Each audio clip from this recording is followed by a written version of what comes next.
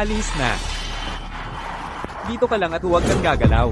Papa, nasaan ka na? Sagipin mo ako, bilis. Tumahimik ka nga. 2 araw kitang pinakain ng libre. Hindi ka pa rin mabenta. Ang malas talaga. Hoy, kuya, ano na ang gagawin natin sa kanya ngayon? Naibigay na nga ng stepmother niya ang 5,000 piso. Na-receive na natin. Ang tanga mo naman. Kunin mo. Nasa atin na ang pera. Kung gagawin mo na, gawin mo ng tuloy-tuloy. Sige. Hihihi. Pupunta na si Papa para iligtas ako. Pakawalan ninyo ako. Tumahimik ka. Tanggang bata. Siya nga, naniwala ang tatay mo sa stepmother mo. Kaya kanya ipinagbibili. Totoo nga, kapag may stepmother, stepfather na rin ang ama. Hindi ako naniniwala. Hindi ako ipagbibili ni Papa. Naiintindihan mo ba ang sinasabi ko, bata? Kuya, wala naman tayong sinabi. Paano niya nalaman na ama niya yon? Bahala na siya. Tapusin na natin ito. Uuwi na tayo para hatiin ang pera. Sige, trabaho na. Huwag kang matakot, Yuyo. Dati itong quarry. Maraming malalaking bato dito. Hindi nila mahuhukay yan. Malalaking bato. Paano kung nahukay nila? Mababali kaya ang kanilang pala?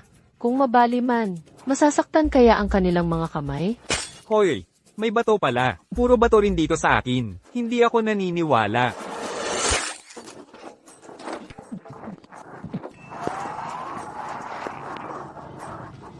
Kuya, Ito. Ang weird ng lugar na to. Dito na lang natin siya iwan. Umalis na tayo. Itapon natin siya sa damuhan. Tara. Sige, Tara. Tito, baka may mga patibong dito. Sabi ni Lola, sa gubat na to, madalas daw may ganyan. Kalokohan. Wala namang tao sa paligid. Anong meron? Tama, Tara. Pare. Sabi pa ni Lola, pag mabilis tumakbo, madadapa at masasaktan ang ulo. Aray. Pako. Ako na. Hahaha, Yuyo, ang tindi ng bibig mo. Ngayon alam na nila ang pakiramdam. Dahan-dahan. Fair. Yung batang to, nakakatakot. Siguro, umalis na tayo. Tara na, Tara na. Dahan-dahan.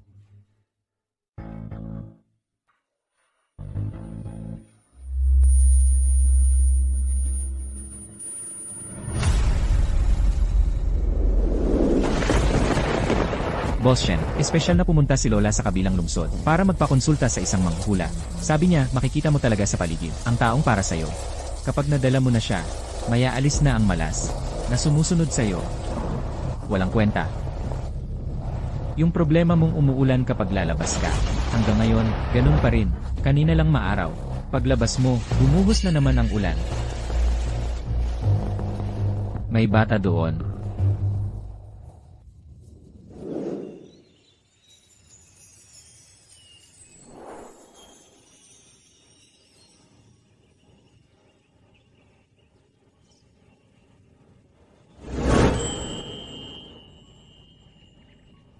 Tito, hindi naman umuulan, nakapayong ka. Di ka lalaki ng matangkad.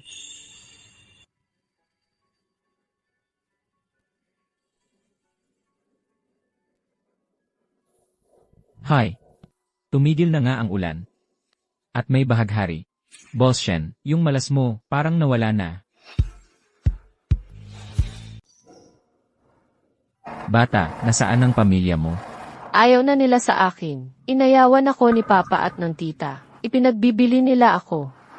Tawagan ng orphanage. Magpadala ng sasakyan para sunduin siya. CJ, Huwag akong dalhin doon. napakasindak ng orphanage. Ayoko pumunta. Ayoko sa orphanage. Shenzong, nasa gitna tayo ng gubat. Delikado siyang mag-isa. Baka pwede na lang siyang iwan dito. Para sa akin, swerte siya para sa'yo. Hindi pwede. Maarte ako sa kalinisan. Pero espesyal na ipinagbili ng Lola na dalhin ang taong tadhana pabalik. Kung ganyan ang gagawin nyo, paano ako makakapag-ulat? Bata, maraming masarap na pagkain sa bahay ng lalaking ito. May malambot pa na kama. Sumama ka sa kanya. Tiyak na hindi ka na magugutom at hindi ka na maaapi ng iba. Gusto na talagang mabusog ni Eyu. Gustong-gusto kong matulog sa malambot na kama. Ayokong muling bugbugin ni Papa at ng tita. Ayoko ring mahuli ng masasamang tao. Tito, marunong akong maglaba. Marunong magluto ng simpleng pagkain. Marunong din mag-ayos ng bahay. Kayang-kaya ko ang lahat ng gawain. Hindi kita gagambalain. Pwede ba? Pwede mo ba akong isama? Isasama kita sa amin.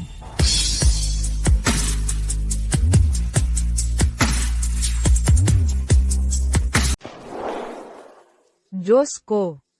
Pakasalan na ni Yuan. Para magkaroon ako ng apo na babae. At si Ye. Mula nang mabulag, nawalan na siya ng pag-asa. Ale, huwag po kayong mag-alala.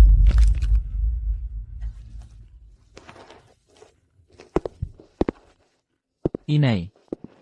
Hindi po. Pwede ba kitang bigyan ng apo na babae? Hello po, Lola. Apo. Ikaw ang aking apo. Ginoo, itong bata ay... Libre lang yan sa promo. Halika, nak. Ano ang pangalan mo? Sino ang mga magulang mo? Ako si Yuyu. Pumanaw na si nanay. Iniwan ako ni tatay. Inay. Dahil dinala ko si Yuyu dito, mula ngayon, anak na siya ni Shen Yuan. Magkakaroon na ba ako ng pamilya? Ayos lang, Yuyo. Mula ngayon, iisa na tayong pamilya. Shaoli, maghanda ka ng pagkain para sa bata. Itong bata, malamang gutom na. Kumain ka ng marami. Magkakaroon na ako ng pamilya. Hindi pa ako nakakakain ng masarap na pagkain na ganito. Salamat. Anak ka ni Shen Yuan. Ako ang iyong lola. Huwag kang mahiya. Ito ay para sa iyo. Napansin ko sa ibang mga bata, meron sila nito. Salamat, Lola. Salamat, tatay. Tara, umupo ka at kumain na. Si Shen Yuan, ang demonyong yan. Kakadeposito lang sa disyerto ng kalaban niya. Itong batang babae. Naglakas loob pang maging anak niya. Nakakatakot. Disyerto. Ano ang disyerto? Bakit mo sinasabing malaking halimaw ang tiyo? Ang taray-taray niya, laging nakasimangot na parang yelo. Mabagsik pa magsalita. Pero mabait naman siya sa akin. Pinapakain niya ako ng masasarap at natutulog ako sa kama na sobrang komportable. Ang batang to, gabi na gabi hindi pa natutulog. Anong sinasabi mo? Hindi ako binibilhan ng tatay ko ng candy. Lagi naman akong tinutukso ng kuya ko. Kaya nangunguha na lang ako ng maliliit na bato. Para kunwari may candy rin ako. Lagi rin akong kinikiliti ng tita ko. Sabi niya, salot daw ako. Ano nang ibig sabihin ng salot? Mga hayop. Karapat dapat ba silang maging magulang?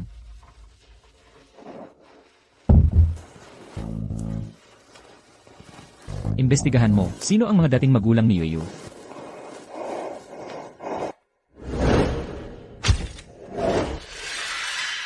Lola. Lola, gising ka na. Bakit ang daming dugo? Matagal nang malubha ang sakit ng matandang babae sa pamilya Shen. Ayon sa doktor, 3 buwan na lang ang natitira. Kahapon lang masigla si Lola dahil nakita ka niya. Kaya siya nagkaroon ng lakas. Hahanap ako ng doktor. Wala nang saysay yon. Sa mga nakaraang taon, hinanap na ng pamilya Shen ang lahat ng sikat na doktor sa buong mundo. Ayon din sa paghahanap sa internet, isa itong napakabihirang sakit na walang lunas. Hindi. Kailangan ko si Lola. Kahapon lang sinabi ni Lola na siya mismo ang magbabantay sa paggawa ko ng takdang aralin. Hindi pa niya ako nakikita na nakasuot ng uniforme sa paaralan.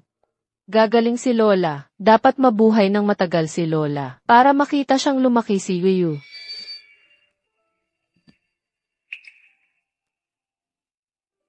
Lola, gising ka na. Sabi ko na nga ba't ang ganda ng tulog ko? Sino ba ang gumising sa akin? Si Yuyu pala. Bakit ka umiiyak? Akala ko hindi na kita makikita pa, Lola. Anong sinasabi mo? Malusog na malusog ang lola mo. Gusto pa kitang makita. Aking munting Yuyu. Nalam aking ligtas at malusog. Edenet, Lola, nararamdaman mo ba ngayon na may iba sa pakiramdam mo? Hala. Parang kaya ko nang tumayo.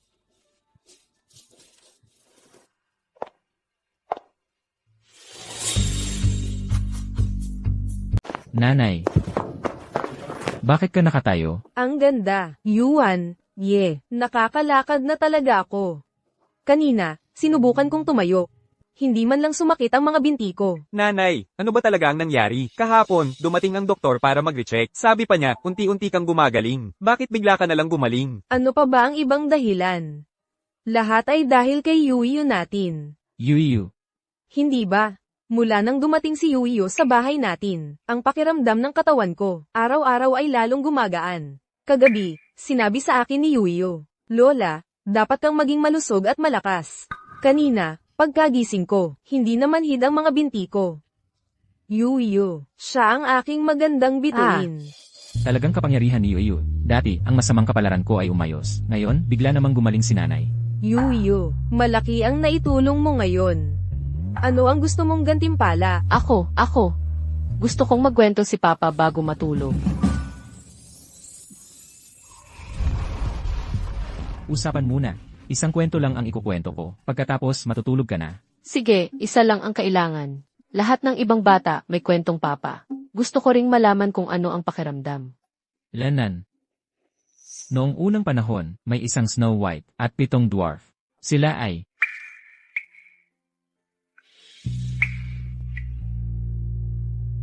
sa huli, ang prinsipe at prinsesa, masayang namuhay ng magkasama. Tapos na ang kwento. Bakit hindi ka pa natutulog? Pero ang pakiramdam na nandito si Papa, gusto kong tandaan ng matagal. CJ, dahil ang bait-bait mo, magkukwento pa ako ng isa. Sige, salamat Papa. Noong napakalayong panahon, may isang emperador. Ang pinakagusto niyang gawin ay magsuot ng magagandang bagong damit. Sa isang araw, bawat oras ay nagpapalit siya ng damit. Tuwing may magtatanong kung nasaan ang mahal na hari. Nasa dressing room ang mahal na hari. Isang araw, may 2 manloloko na dumating sa lungsod. Nagpakilala sila bilang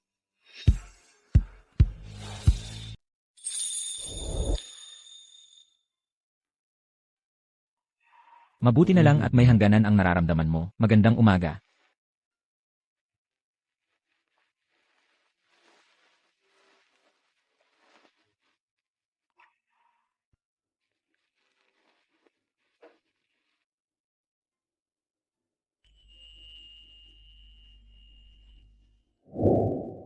Magandang umaga po, Lola. Magandang umaga, Yuyo. Halika, umupo ka rito. Ang bait-bait mo. Anak, mula nang dumating si Yuyo sa bahay natin, napabuti ang ugali mo. Parang normal na tao ka na. Ma, normal naman ako palagi. Nasaan si Shenye? Nagtatampo na naman at ayaw kumain. Sabi niya, gusto niyang mag-isa sa kwarto. Ayaw lumabas kahit sinong tawagin. Hayaan mo siya, lalabas din yan kapag nagutom. Kahit nabulag siya. Pero palagi na lang siyang ganyan, parang ayaw na mabuhay. Hindi naman pwedeng ganito na lang palagi. Noon, napakasayahin niyang bata. Ako, may gusto akong sabihin. Sabihin mo, Yung mga gamit ng nanay ko, nasa dati naming bahay pa. Gusto kong kunin para may maging alaala ako sa kanya. syempre naman, pwede. Shen Yuan. Ikaw na ang sumama kay Yuyo ngayon. May meeting pa ako sa opisina mamayang umaga eh. Meeting sa opisina, hindi naman yan mas importante kay Yuyo. Kung hindi ikaw ang sasama, sino pa? Gusto mo bang ako na lang, isang matandang babae, ang sumama sa bata? Salamat po, tatay. Salamat po, Lola. Bibilisan ko po, hindi ko po abalahin ang trabaho ni tatay. CJ, pagkatapos ng almusal, pupunta na tayo. Halika, Yuyo. Halika. Halika. Pa, babalik lang ako. Bakit ka bumalik, bata ka? Ako, kukunin ko lang ang gamit na iniwan sa akin ni Mama. Tumigil ka. Ikaw ang pumatay sa nanay mo. Ikaw ang dahilan kung bakit nabangkarote ang pamilya namin. At ako, hanggang ngayon, dito pa rin ako nakatira sa sira-sirang bahay na ito. At ngayon, kukunin mo pa ang gamit mo. Huwag mong insultuhin si Mama. Ikaw ang pumatay kay Mama.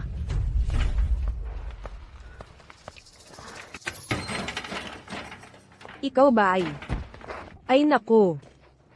Pwede pa bang tumira sa gantong lugar? Si Zhu Jiangwo sa iyo. Napakadamot naman niya. Kahit isang disenteng bahay, ayaw pa niyang ipaupa sa iyo. Ano ang ibig mong sabihin? Anong ibig kong sabihin? Ako ang tunay na babae ng bahay na ito. Ano ang sinasabi mo? Ano ang relasyon mo kay Zhou Jiangwo? Ano ang relasyon namin? Kasal kami.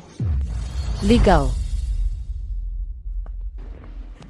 Ma, bakit tayo pumunta sa gantong sira-sirang lugar? Anak, sabihin ko sa iyo, itong lugar na ito. Kahit hindi ito kagaya ng ganda ng bahay natin. Pero ito bahay din ito ng tatay mo. Sa hinaharap, magiging asset mo rin ito. Ano ka ba? Nagkakalat ka. Ako ang asawa niya. Nakapagpakasal ba kayo? Nakilala mo na ba ang mga magulang niya? Itzed, nakita mo, ito ang singsing ng kasal namin. Itong singsing na ito, mas mahal pa ito kaysa sa lahat ng gamit mo dito.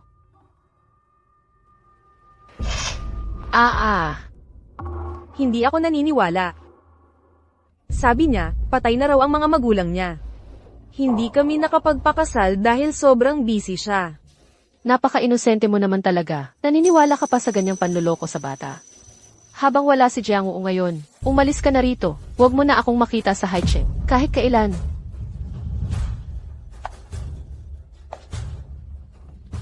Huwag kang umalis. Ah. Ang buhay ko ay puno ng panloloko, pero ang anak ko ay walang kasalanan. Dapat mabuhay ang anak ko ng masaya, at maging ang pinakamaswerteng bata.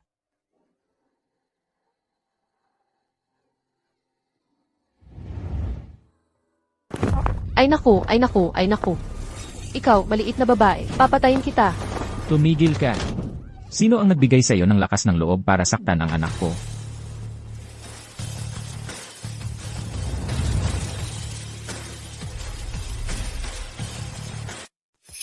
Ikaw muna ang umakyat para kunin ang gamit.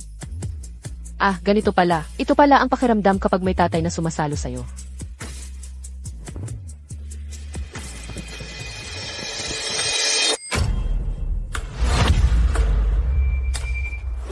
Hindi ako nananakit ng babae. Pero hindi mo dapat minura ang anak kong babae. Anak. Sabi ko na nga ba, tiyak may ginawa yung babaeng iyon na hindi tama. Noong buntis siya noon, hindi naman talaga sa pamilya Zhu galing iyon. Ano ang sinabi mo? Ako. Wala akong sinabi. Ang mga nangyari noon, wala na akong pakialam. Pero simula ngayon, isang bagay lang ang kailangan mong tandaan. Si Yu ay anak ko. Walang sinumang pwedeng umapi sa kanya. Kung mahina ang memorya mo, at may ginawa ka pang masama kay Yu, hindi kita palalampasin. Nakalimutan kong sabihin sa'yo. Ako si Shen Yuan. Ang Shen ng Shen Corporation. Ha? Ikaw pala ang presidente Shen ng Shen Corporation. Ay naku. Pasensya na po, hindi ko kayo nakilala. Maliit na tao lang po ako, hindi ko kayo nakilala. Ay naku, patawarin niyo na po ako. Tapos ka na ba mag-ayos? Hindi ko mahanap ang singsing ni Mama. Iyon ang pinakamahalagang bagay para kay Mama.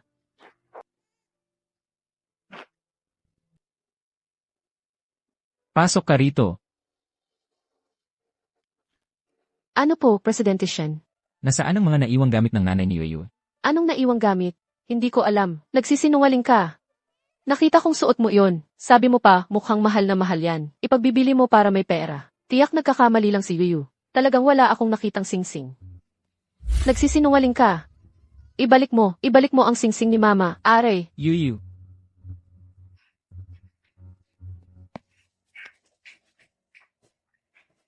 Ayaw mong magsabi. Anak, Nanay, tulungan niyo ako. Marami akong paraan para mawala sa mundo ang anak mo nang walang nakatatandang libingan. huwag, pakiusap, huwag mong saktan ang anak ko. Ang singsing ba? Alam ko. Nasa bedside table ko lang. Kukunin ko na. Huwag mong saktan ang anak ko.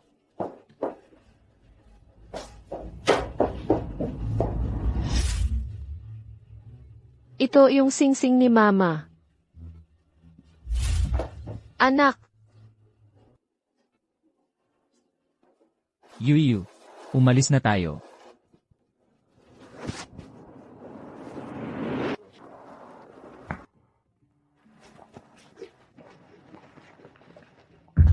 Papa, talaga bang maibabalik ko sa bahay ang mga gamit ni Mama?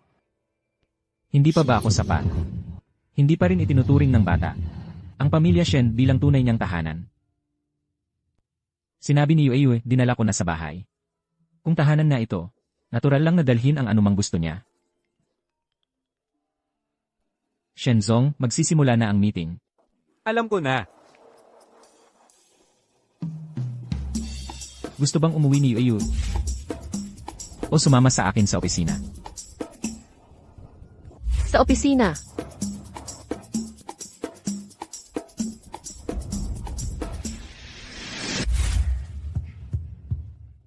Shenzong po. Si Yaoli, Shenzong. pakibantayan mo muna ang bata. Yu, dito ka muna maglaro kasama ng mga ate. Huwag kang lalayo ha. Opo, alam ko na. Papa, sige na po, magtrabaho ka na. Sige, magtrabaho na kayong lahat. Yuyo, dito ka muna maglaro. Tawagin mo lang ako kung may kailangan ka. Esan, Mukhang malaking problema ang haharapin ni Shen Yuan. Kapag naibigay na ang dokumentong iyon, mahihirapang makabangon ang Shen Group. Mukhang imposible na. Ano? May gustong manakit kay Papa? Ek, ikaw ba yung nagsabi kanina na mapapahamak si Papa? Ikaw, maliit na tao. Nakakaunawa ka pala sa sinasabi ko. Sabihin mo na sa akin, anong panganib ang haharapin ni Papa? Ay, anong nagmamadali? 10% na lang ang baterya ko. Gutom na ako. Pag pinakain mo ako, saka ko sasabihin.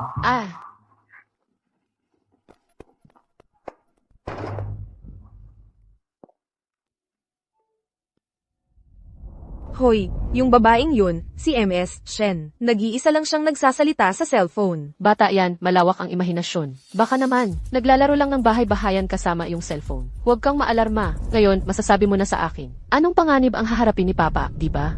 Kahapon ko lang narinig ng palihim. Nang tumawag si Manager Wang, saka ko lang nalaman. Yung manager Wang sa kumpanya natin. Binayaran na ng kalaban, ng pamilya Go. Palihim niyang binago. Ang penalty clause ni na President Shen at President Lin. Hintay lang napirmahan ni President Shen para mabayaran ng Shen Corp ang malaking halaga. At tuluyang mabangkarot si Shen Yuan. Ganito kalaking bagay, bakit ngayon mo lang sinabi? Yuyu, sandali. Kung ganyan ka lang tatakbo papunta roon, wala kang hawak na ebidensya. Tiyak na itatanggi ni Manager Wang. Baka hindi ka papaniwalaan ni na President Shen. Alaynan, ano nang gagawin natin?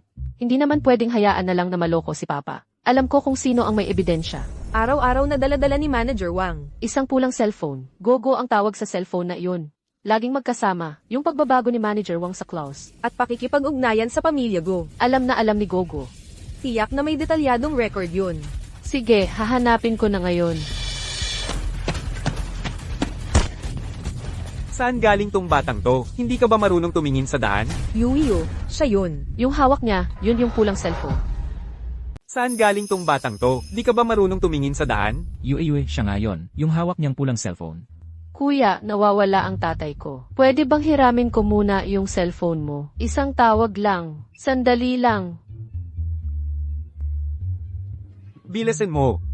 Pagkatapos, ibalik mo agad ha. Huwag kang makakaabala sa akin. Salamat po, kuya.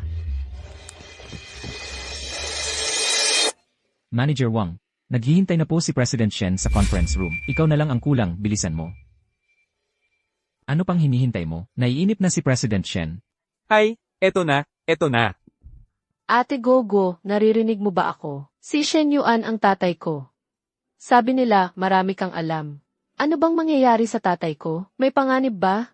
President Shen, yung kalidad ng produkto ng Shen Group, tiwala ako dyan. Kung hindi, hindi ako makikipag-usap sa inyo tungkol sa partnership sa panahong ito.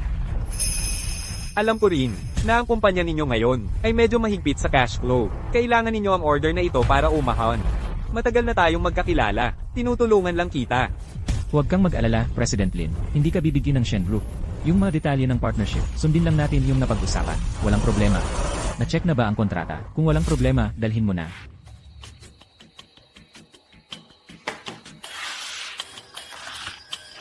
President Shen, tinicheck ko na po ng 3 beses. Lahat ng terms ay maayos. Pwede na po kayong pumirma. Shen Yuan, Shen Yuan.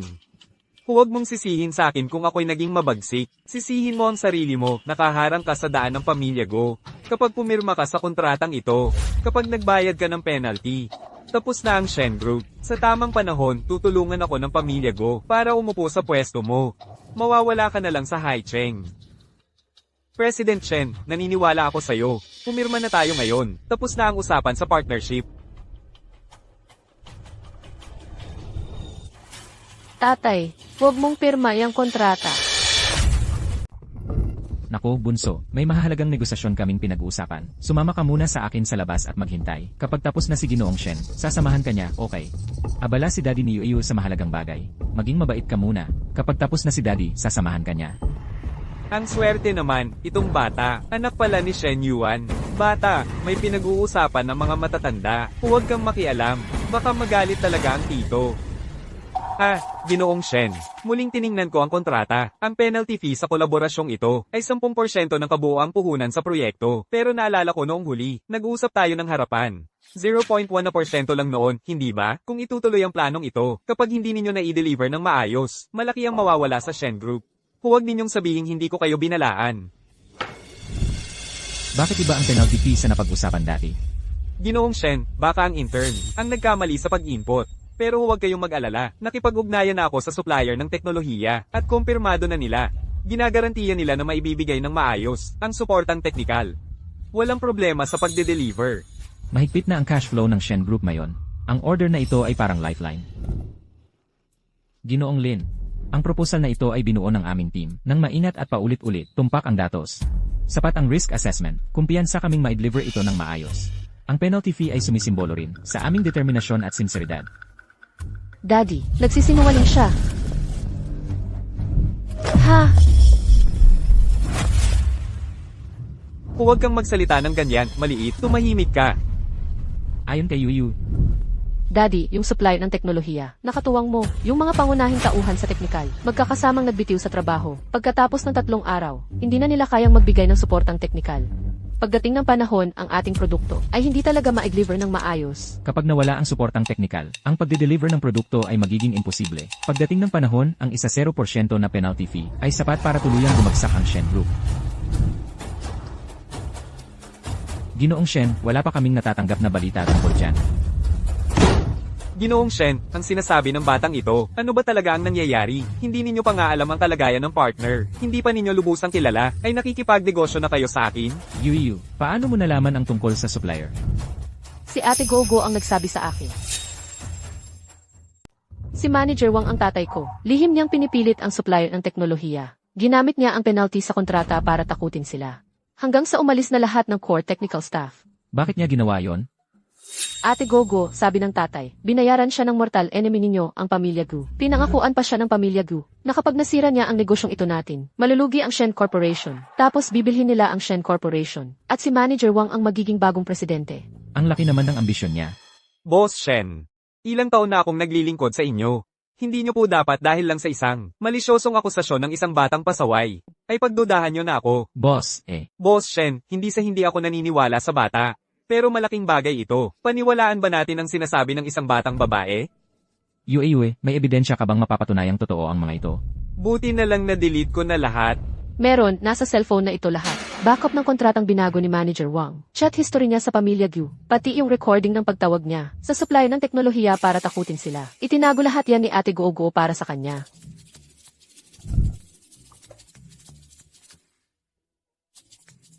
Boss Shen, tutupo.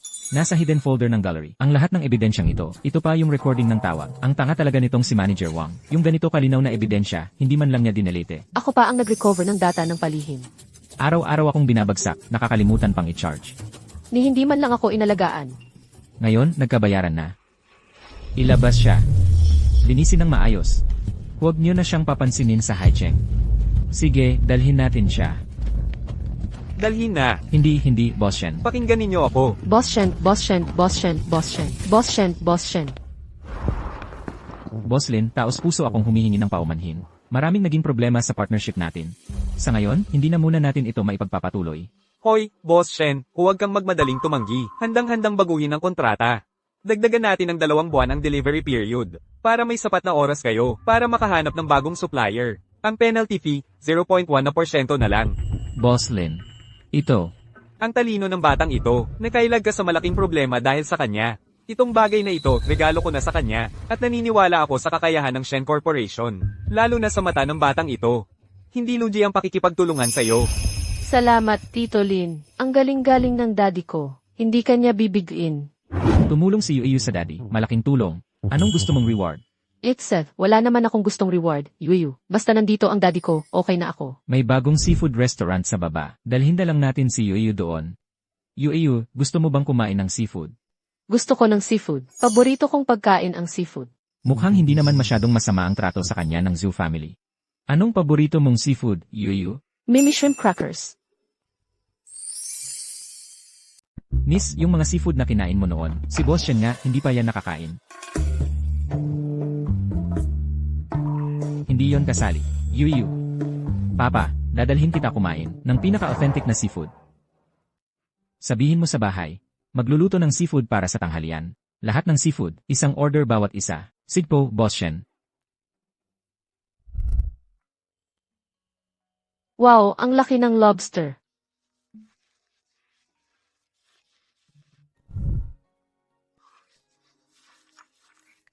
Dahan-dahan lang sa pagkain, marami pa. Noon, si Papa at Kuya muna ang kakain, bago ako papakainin.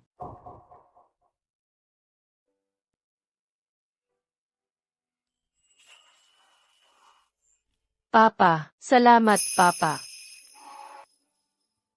Ako dapat ang magpasalamat sa'yo. Simula nang dumating ka, araw-araw may magandang balita. Pero, dati lagi akong sinasabihan ni Tita at ni Papa na ako raw malas. Sumisira sa mga plano nila. Sabi pa nila, dahil sa akin, kaya sila nagkakamalas-malasan. Ikaw ang maliit na swerte. Masama ang trato nila sa'yo, natural lang na magkakaroon ng parusa. Mula ngayon, tayo na ang pamilya. Ikaw na ang magiging tunay na anak na babae ni Shen Yuan. Walang sinuman ang pwedeng mang-api sa'yo. Kahit pa ang tunay mong ama, hindi pwedeng manakit sa'yo. Evek.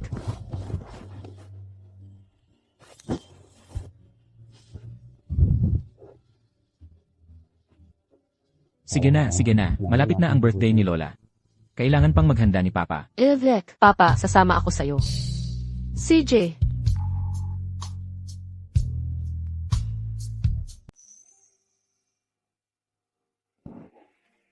Lola. Dumalaw po si Binibining Shen Yun para po bumati sa inyong kaarawan. Ay, yun, halika, umupo ka. Ha ha ha, Tita Chin, bumati po ako sa inyong kaarawan. Kumusta na po ang inyong pakiramdam? Mabuti na po, wala na pong problema. Ay, ikaw, yun, mukhang hindi maganda ang pakiramdam mo. Tungkol na naman sa pagbubuntis. Ay, hindi ba? Ang tagal na. Sinubukan na ang lahat, tradisyonal at modernong gamot, pero hindi pa rin nabubuntis. Si Cheng Jia lang ang nag-iisang lalaki sa angkan ng Cheng. Kung sa akin mapuputol ang angkan, paano ako makakaharap sa kanila? Anak, ang mga anak, nakasalalay sa tadhana, hindi mo mapipilit. Kailangan mong mag-relax. Huwag masyadong mag-stress. Naiintindihan ko po, Tita Chin. Ang cute naman ng batang ito. Ito si Yuyo, ang apo kong babae. Yuyo, tawagin mo ng tita. Hello po, Tita. Ay, Lola, may nabalitaan ako tungkol sa pagpapaswerte sa pagbubuntis sa pamamagitan ng pagyakap sa bata. Baka pwede yakapin ni Shen Yun si Yuyo. Baka sakali, magdala ito ng swerte para magkaanak siya. Ang apo kong si Yuyo ay isang maliit na swerte. Ang bibig niya, para bang binasbasan. Hindi mo alam, simula nang dumating siya, gumaling na ang sakit ko. Ganoon ba ka-epektibo? Yuyo, pwede bang yakapin ka ng tita? Sige, yakapin mo ako, Tita. Ang cute mo talaga. Sana balang araw, magkaroon din ako ng kasing cute na baby gaya mo. Siyempre, dalawa pa. Anong dalawa? Ang tamis ng bibig mo, Yuyo. Isang kuya at isang ate. Nangangarap ako na magkaanak. Kung magkakaroon ng twins, siguradong masayang-masaya ang mga ninuno. Kahit isa lang, magpapasalamat na ako sa langit kung magkaganoon. Oh, Yuyo, may regalo ako para sa iyo. Gusto mo ba ng candy o laruan? Candy, strawberry. Salamat po, Tita.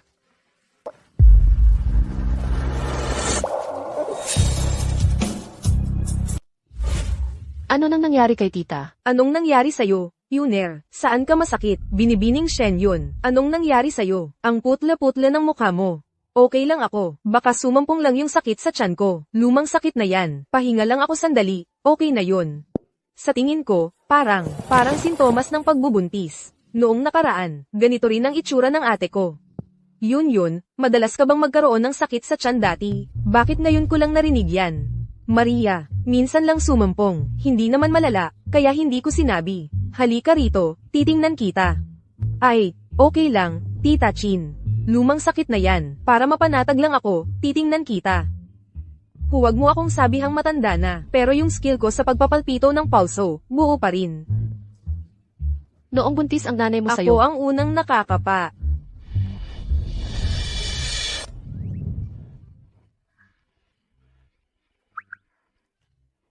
Anak, Ito ba'y sakit sa tiyan? Ito'y pagbubuntis. Yehey! Ang ganda, yehey! May kapatid na si Yeyu. Imposible naman yan, di ba? Anak, Noong una, hindi ba't ikaw ang laging nangangarap na magkaroon ng anak? Bakit ngayong nagkabuntis ka na? Ayaw mo pang maniwala, palagi kasing masakit ang tiyan ko. Nitong mga nakaraang araw, laging sumusuka ang sikmura ko. Akala ko lumala lang yung dati kong sakit, hindi ko naisip na ito pala.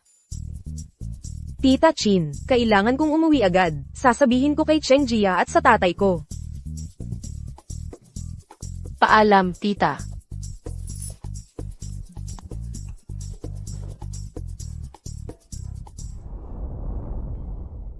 Ang ganda, ha ha ha ha ha. Ma, ano nang masayang balita? Yuner, nagpa-check up si Yuner sa ospital. Kambal, lalaki at babae. Haha, ang bibig nitong si Yuyo. Sakto ang sinabi. Ha ha ha ha.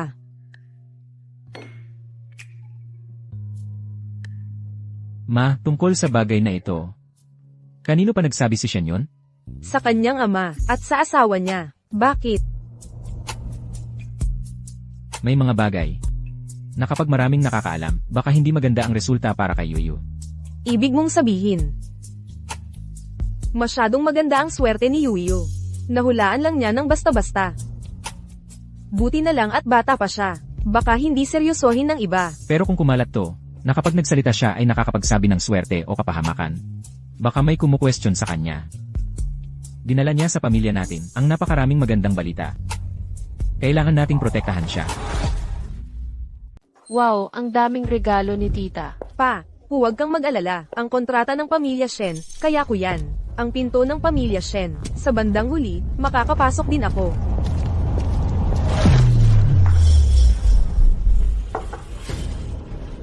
Saan galing yang batang gala? Hindi ka ba nakatingin sa daan? Tingnan mo ang damit ko.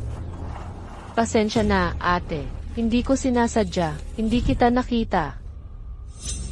Ano naman kung hindi sinasadya? Kung maantala, ang mahalagang bagay ko kay Ginoong Yuan. Mababayaran mo ba yan? Paano na lang ang perpektong itsura ko sa harap niya? Talagang pasensya na. Ako, babayaran ko sa'yo. Humph, ang damit mo lang. In-order ko ito 2 buwan bago. Sa Paris. Haute couture na gown. Pantay ng isang taong gastos ng pamilya ninyo. Hihiram ako kay papa. Mababayaran ko talaga yan. Hardenero o tagalinis ba ang papa mo sa pamilya Shen? Kayang-kaya. Malakas si papa.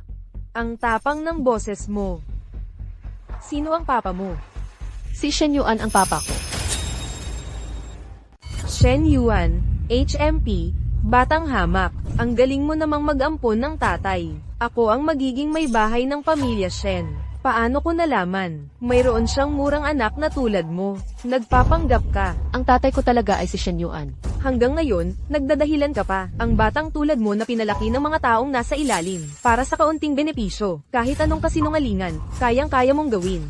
Yue, kailangan mo ba ng tulong ko? Tatawagan ko si Shenyuan para sa'yo. Mukhang aminado ka na rin. Nagsisinungaling ka talaga. Hanggang ngayon, nagpapanggap ka bilang miyembro ng pamilya Shen. Ang relo ko, ito ang regalo sa akin ni Lola. Isang sira na relo lang iyan. Kaya kung bayaran ka ng 10, ngayon din, lumabas ka. Huwag mong dudumihan ang lupa ng pamilya Shen. Hindi mo ba naririnig? Bilisan mo, itapon mo ang batang pulubi na ito. Miss Lin, hindi pwede. Huminahon ka. Mag-usap tayo ng maayos. Ayos, nagre-rebelde ka na. Ngayon, hindi mo na ako pinakikinggan. Sige, ako na ang gagawa. Tumayo ka. Aray, ang sakit. Bitawan mo ako. Masakit, ganoon lang pala. Ngayon, ako na ang, ng iyong mga magulang na walang silbi. Turuan ka ng mabuti, kung ano ang tamang asal. Ikaw, maliit na kaibigan. Miss Lin, bitawan mo. Tatay, Ngayon, kahit sino ang tawagin mo, wala itong saysay. Ngayong araw, walang makakaligtas sa iyo. Lin Zero. Bitawan mo ang iyong maruming kamay. Lin Zero. Bitiwan mo ang maruming kamay mo. Kuya Yuan, ang tagal nating hindi nagkita. tatay, ang sakit. Ayos lang yan, Yuyu. Nandito na si tatay. Huwag kang matakot, Yuyu. Ayos ka lang ba? Sir, okay lang. Nasira lang ang screen. Bibilhan kita ng bago, anak. Hindi, tatay. Ito lang ang gusto ko. Pwede mo bang ipaayos ito? Matapang ka palang bata. CJ, tiyak na ipapaayos ko yan para sa'yo. Kuya Yuan, talaga bang anak mo siya? Emmeline, mas mabuti munang ipaliwanag mo kung bakit mo sinaktan ang anak ko. Hindi. Akala ko anak siya ng katulong. At siya naman ang unang nagtapon ng gatas sa damit ko. Bumuka ka naman ng bibig. Anong nangyari? Nagmamadaling umalis si MS Lin. Kaya nabangga niya ang batang babae. Kaya naman hindi sinasadya ng batang babae na mabuhusan ng gatas ang damit ni MS Lin. Tatay, hindi ko dapat binabaran ang damit ni ate. Ayos lang yan, Yuyu, ang dapat humingi ng tawad. Ay yung nanakit sa anak ko. Kuya Yuan, pakinggan mo muna ako. Humingi ka ng tawad kay Yuyu. Hindi. Shen Yuan, huwag kang magpapaloko sa batang ito. Hindi pa kita tinatanong kung saan galing. Ang batang ito, Si Yuyu ang anak ko, siya ang panganay na babae ng pamilya Shen. anak mo siya sa labas. Wala kang pakialam kung sino siya. Sinagot ko na ang tanong mo. Ngayon, humingi ka ng tawad kay Yuyu. Yuyo, pasensya na. Hindi dapat ako, si tita, ay nag-init ng ulo sa'yo. Humihingi ako ng tawad sa'yo. Ayos lang. Tita, ako rin ay nakabangga sa'yo. Shen Yuan, alam kong mahal mo ang bata, kahit na tunay siyang anak mo, ituturing ko siya ng tulad ng pagtrato ko sa sarili kong anak. Maniwala ka sa akin. Kung ganyan kabait ang loob mo. Tama lang, kanina ay hinampas mo si Yuyu ng ilang beses. Ibalik mo sa akin ng doble. Kuya Yuan, para sa anak sa labas na ito, hahampasin mo ako. Hindi ako ang hahampas. Ikaw ang gumawa kapag narinig ko pang muli ang salitang anak sa labas. Mawawala ka na sa paningin ko.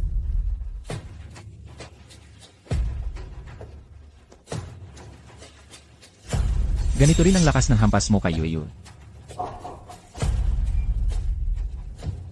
Array. Hintayin mo ako, Dai. Kapag napangasawa ko na ang isang Shen, magdusa ka. Kuya Yuan, paano naman ang paglipat ko rito? Hindi na kailangan. Dahil kanina mo sinabi na gusto mong magbayad puri kay Yuyu. Sakto, ang kontrata ng konstruksyon ng inyong Lin Group, hindi na pipirmahan ng pamilya Shen. Ituring na lang itong bayad puri mo kay Yuyu. Shen Yuan, hindi mo ako pwedeng ganyanin. Gaano kahalaga ang kontratang iyon sa Lin Group? Alam mo naman. Gusto mong isakripisyo ang isang negosyo o ang buong pamilya Lin? Ikaw ang pumili. Anak sa labas, makikita mo ang gagawin ko sa'yo. Sige.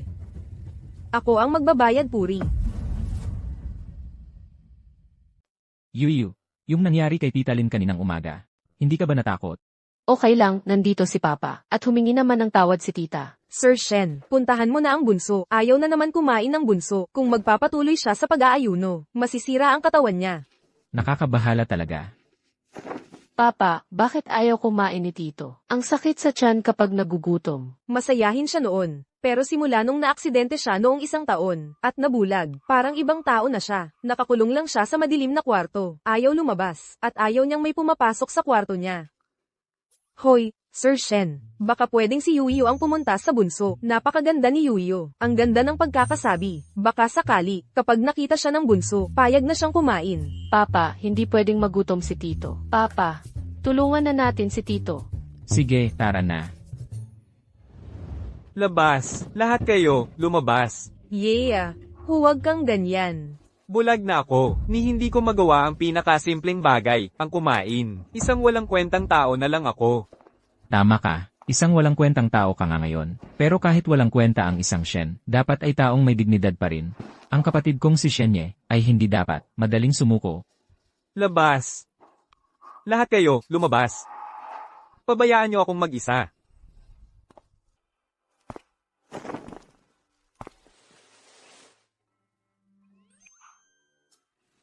Hindi ba't sinabi kong pabayaan akong mag-isa? Kamusta, Tito? Ako si Yuyu. Yuyo. Ikaw yung batang pinulot ng kuya ko?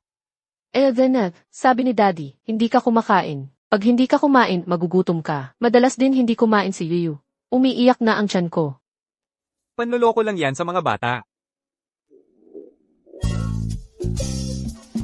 Tito, umiiyak na ang tiyan mo. Bigyan kita ng candy, Tito.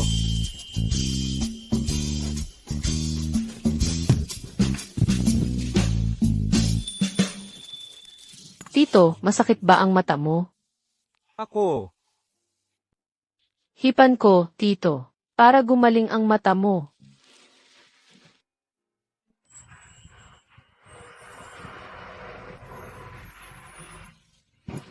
Tito, masakit pa ba ang mata mo? Hindi na masakit.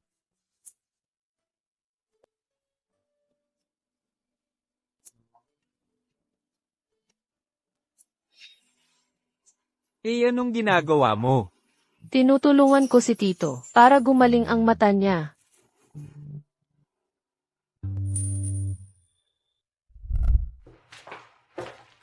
Shen. Nasaan si Yuyu? Binibining Shen. Nasa kwarto pa rin po ng pangalawang ginoo. Hindi nagalit si Yer. Hindi rin niya pinalaya si Yuyu. Pagkapasok po ng binibining Shen, wala nang ingay nang nababasag sa loob. Mabuti na rin. Hayaan mo na lang si Yuyu. Nasamahan siya.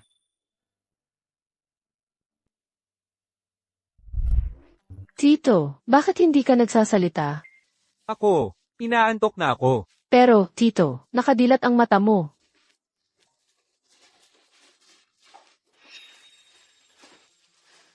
Bulag ang tito mo.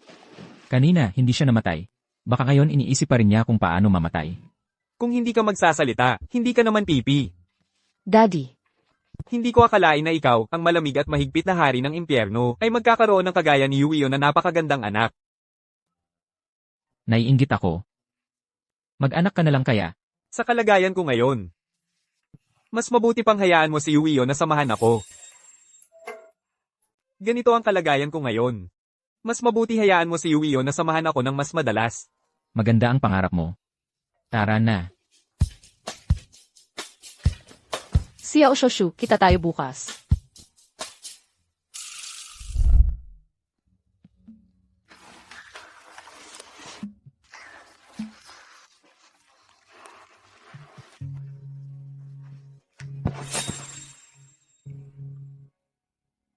Nakakakita na ako. Xiao Shoshu, ako ito. Xiao Shoshu. Ang ganda ng araw sa labas. Walang gustong makipaglaro kay Yuyu. Pwede mo ba akong samahan? Dahil sinabi mo na. Kaya sasamahan na lang kita.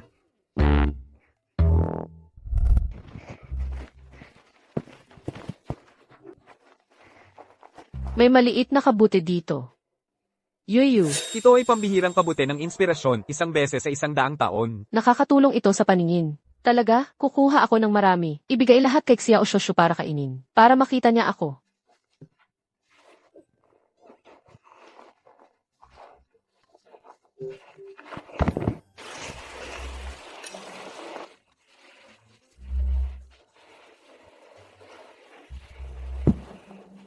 Xiao Shoshu, kainin mo. Ano ito? Magandang bagay ito. Kapag kinain ito ni Xiao Shoshu, makikita niya si Yuyu. Wala namang ganoong magandang gamot. Totoo, Xiao Shoshu, kainin mo na. Nalinis ko na ito. Tingnan mo, isang ordinaryong kabute lang ito. Hindi ba gusto ni Xiao Shoshu si Yuyu? Kaya hindi niya kinain ang ibinigay ni Yuyu. Yuio, anong sinasabi mo? Xiao Shushu. Gusto na gusto ko si Yuio. Kaya Xiao Shoshu, kainin mo na. Sige, kakainin ko na ito ngayon, Xiao Shushu. Worst case, masakit lang ang tiyan. Bata, binigyan mo ang Xiaoyi ng kung ano-anong kinain. Ano? Ano ba ang pinapakain mo kay Second Young Master? Sino ka? Hindi mo pa ako kilala. Ako ang magiging manugang na babae mo. Hindi ko alam, na may ganito pa lang. Bastos na asawa si Shen Yuan. Ikaw, Ek, pwede mo bang ibalik sa akin ang inspiration mushroom ko? HMP. Anong inspiration mushroom? Para sa akin, nakapulot ka lang ng nakalalasong kabute sa lupa. Gusto mong saktan ang tito mo. Hindi po, Yuyu. Kung ayaw mo kay Yuio, huwag mo siyang pagbintangan. Ako ay graduate ng Capital Medical University bilang isang Doctor of Medicine. Kung ito man ay tunay na gamot, paano ko hindi ito makikilala? Hindi talaga. Makakatulong ito sa mata ni Tito. Ang mabuting bata ay hindi nagsisinungaling.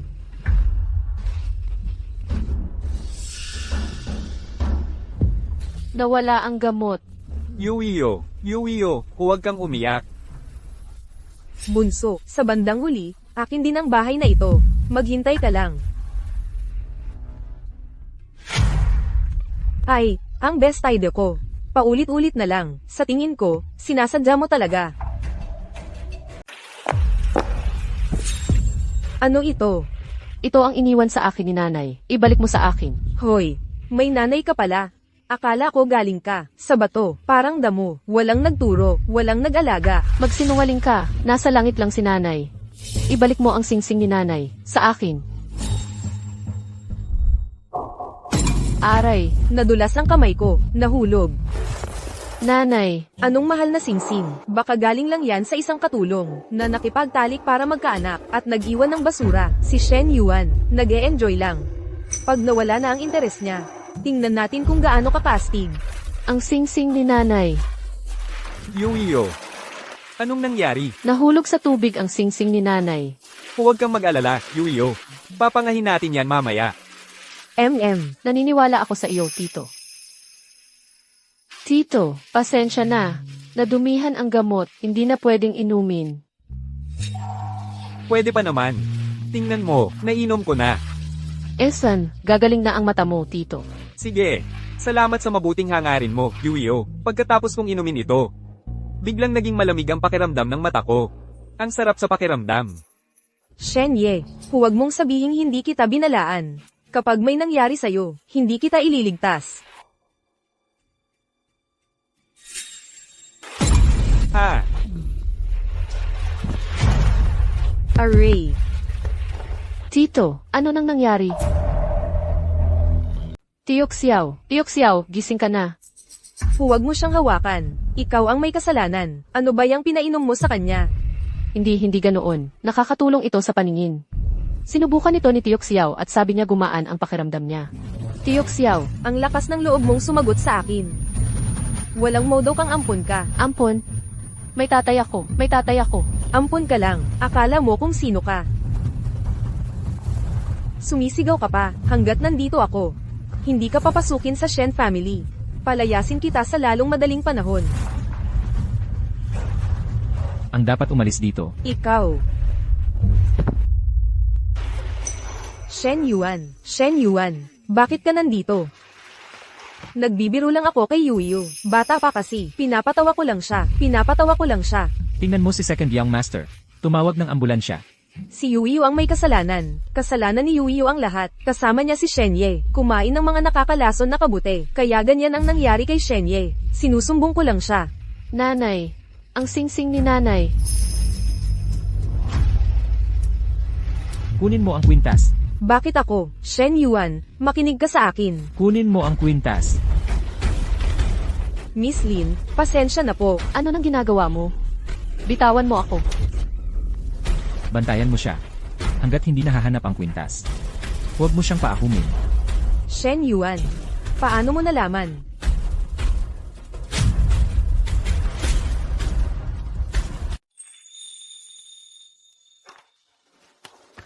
Doktor, kumusta na si Yuyu at ang anak kong lalaki? huwag kayong mag-alala, Jishen. Wala lang siyang malubhang kondisyon. Ang kanyang paningin ay may malaking pagbabago at pagbuti. Ang ibig mong sabihin, ang mga mata ni Yeya ay may pag-asang muling makakita. Oo, ang paningin ni Jishen ay halos ganap ng nakabawi. Kung magpapatuloy ang ganitong kalakaran, posibleng gumaling siya ng lubusan sa loob lamang ng ilang araw. Ito ay isang himala sa medisina. Napakaganda naman. Maraming salamat, Dok.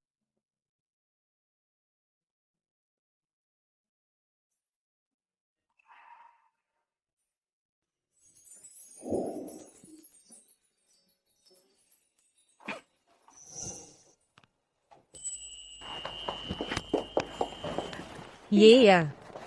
Nakakakita ka na ba ngayon? Nakakakita na ako. Nanay, nakakakita na talaga ako. Mabuti naman. Talagang biyaya ng langit ito. Hindi. Salamat kay Yuyo. Simula nang dumating si Yuyo sa pamilya natin, sunod-sunod ang mga magagandang bagay na nangyayari sa atin. Tito, nakikita mo na ba si Yuyu ngayon? Elanan, Maganda ba si Yuyu? Maganda. Mga 1 ko lang siguro. Puri ba iyan o hindi? Siyempre naman. Ikaw naman, Tito, mga 1 ko lang din. Sa pagkakataong ito, salamat sa malaking tulong ni Yuyo. Yuyu, may 2 regalo si Papa para sa'yo. Ang isa ay ibinabalik sa tunay na may-ari. Wow, nahanap ni Papa ang singsing ni Mama.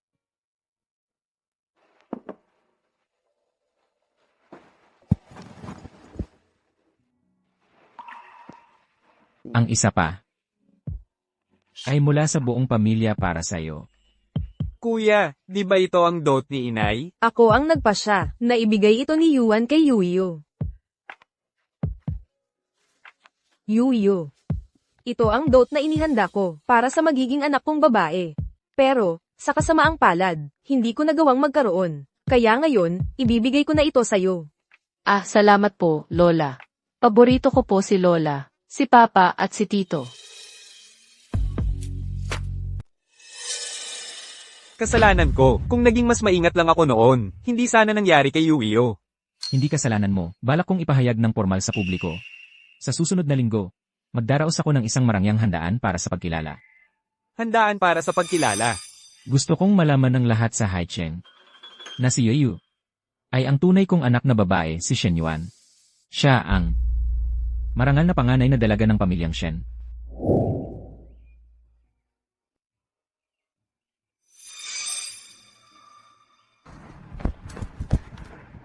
Kuya, ano nang tinitingnan mo? Ito, candy para sa'yo. Ang tamis nito. Bakit hindi ka nagsasalita? Ayaw mo ba ng strawberry? Meron pa akong orange flavor. Shen, wag mo na siyang istorbohin. Siya ang bunsong anak ng pamilyang Song, si Song Yan. Mula nang ipanganak, hindi talaga siya nagsasalita. Bihira siyang makihalubilo. Punta tayo sa fountain. Masaya doon. Gusto kong makipaglaro kay Kuya Yan. Huwag kang mag-alala sa amin.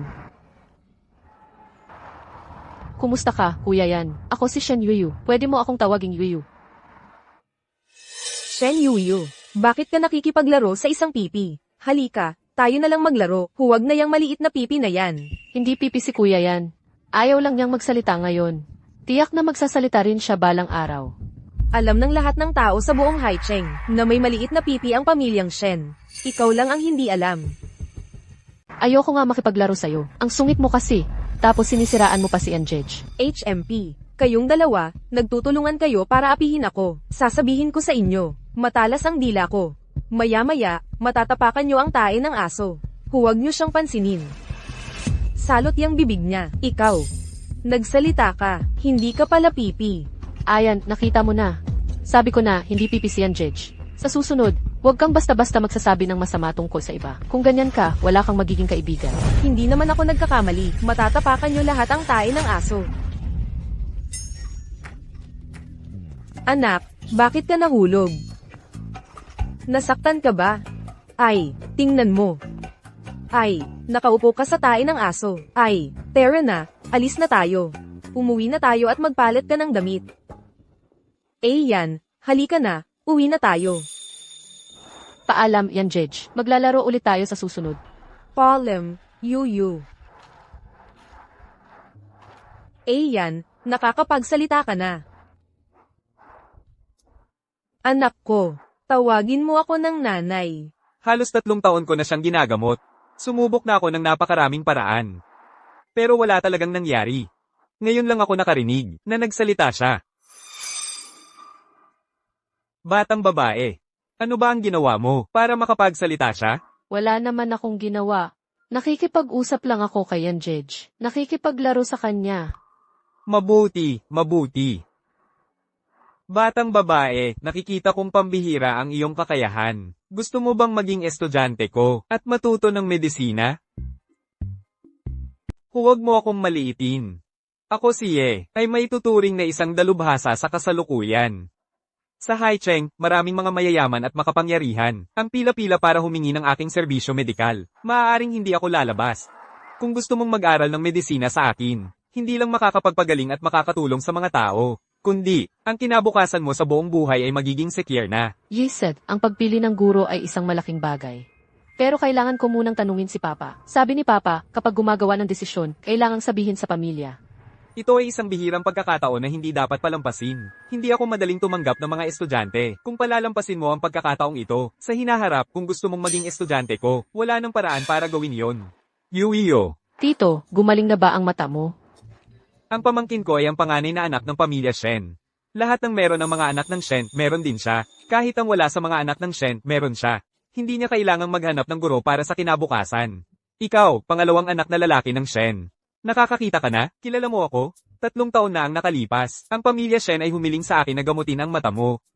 Noon, ang optic nerve mo ay malubhang nasira. Akala ko hindi ka na muling makakakita sa buong buhay mo. Paano ito nangyari? Talagang nakakakita ka? Sino ang doktor na gumawa nito? Ang nagpagaling sa'yo, sabihin mo agad sa akin. Hindi ko sasabihin sa'yo, Yuyu, tayo na, puntahan natin si Papa. Kung hindi mo sasabihin, hindi kita hahayaang umalis. At itong bata, ang galing ng kanyang talento. Hindi pwedeng sayangin ito, dapat siyang manatili bilang estudyante ko. Huwag kang magulo, si Yuyu ang nagpagaling ng mata ko. Guro, tanggalin mo ako bilang estudyante mo. Hindi ako marunong ng medisina. Libreng estudyante ng isang doktor. Sayang naman kung hindi kunin. Sige na nga. Guro, tanggapin po ang paggalang ng inyong estudyante. Tumayo ka na. Hoy! Anak, anong nangyari sa'yo? Masama ba ang pakiramdam mo? Huwag mo akong takutin. Anak, halika, dalhin kita sa ospital. Ayoko. Mas masakit ang iniksyon. Bigla-bigla na lang ba nahulog? Oo nga eh. Si Shen Yuiyo, yung ampon ng pamilya Shen, siya ang nagtulak sa akin. Muntik na akong hindi na makita sina Mama at Papa. Doon lang naman sina Shen Yuiyo at si Ian. Sabihin mo sa tatay. Si Shen Yuiyo ba ang nagtulak sa'yo? O si Ian? Pareho silang nagtulak. Mahiyain si Ian. Tiyak na hindi niya kayang gumawa ng ganoon. Talagang yung batang yun. Mga Shen talaga. Noon lang, kinuha na nila ang negosyo ko sa West City. Ngayon, hinahayaan pa nilang yung batang yun ay apihin ng anak ko. Baka naman nahulog lang si Xuanshen. Mahilig naman talaga siyang maglaro at tumalon. Wala pang 8 taon, paano siya magsisinungaling? Shen Yuan talaga. Hinahayaan niyang yung batang yun ay apihin ng anak ko. Kung hindi siya pupunta sa pamilya Song, ako na ang pupunta sa pamilya Shen, HMP.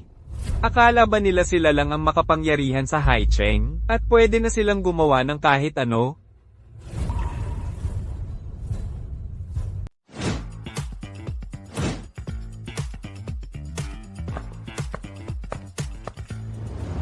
Papa, parang maliit na paru-paro ang bestidang ito. Kahit anong isuot ng ating Yueyue, para siyang maliit na paru-paro. Subukan mo naman yung puti. Sige, Miss, sumama ka sa akin.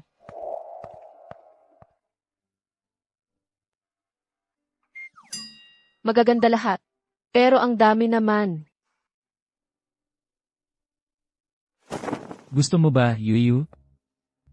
Kaya mula ngayon, lahat ng damit na ito ay sayo na. Mula ngayon, araw-araw, iba't ibang magandang damit ang isusuot ng ating Yuyu. Dalhin niyo lahat yan sa kwarto ng binibini. Sige. Salamat, Papa.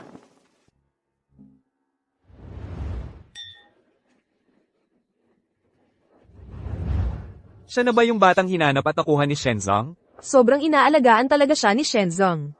Parang bituin ng trito sa kanya.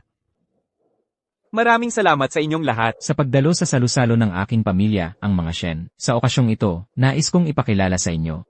Si Yuyu, mula ngayon, siya ang magiging panganay na anak ng pamilya Shen. Ang cute. Kaya hanggang ngayon, hindi ko pa rin malapitan si Shen Yuan. May gagawin pa si tatay at lola. Ikaw lang ang nandito, mabait ka ha. Sige, tatay. Tingnan mo, ang ganda-ganda ng itsura ng batang yun. Mabait ang puso ni Jishen. Binigyan niya ito ng magandang buhay. Oo nga, hindi lang natin alam kung sa anong klaseng kapaligiran siya lumaki. Sabi nila, malabo ang pinagmulan niya. Sa ganitong okasyon, baka may mga ugaling pangkaraniwang pamilya na hindi pa nababago at mawalan ng galang. Ang pamilya Shen ang mapapahiya. Tama po kayo. Kanina parang nakita ko siya. Kinukuryente ang pagkain gamit ang daliri. Hindi pa naghuhugas ng kamay. Ay, ang pamilya Shen na ganyang kalaki. Mahigpit sa mga alituntunin. Hindi naman ganoon kalala yun. Ang pinag-aalala ko talaga. Yung bata, baka magnanakaw. Isipin nyo, sanay na sa hirap noon. Pag nakita ang mga magagandang gamit ng pamilya Shen, baka matukso. 500 piso lang. Nabayaran na ng Song na yon. Walang pride talaga. Anong 500 piso? Sabi ng Song. Habang walang nakatingin, magnakaw ng gamit at itago sa ilalim ng upuan ng batang yon. Tapos, magkukunwaring magsumbong. At sabihin sa harap ng lahat, Ang pangalan ng magnanakaw. siya na ang magiging. Paulit-ulit na lang may gustong manaira sa'yo. Puntahan mo agad si Shen Yuan. CJ, Miss Shen. Nawawala raw ang brooch ni Mrs. Song. Nakita mo ba? ako.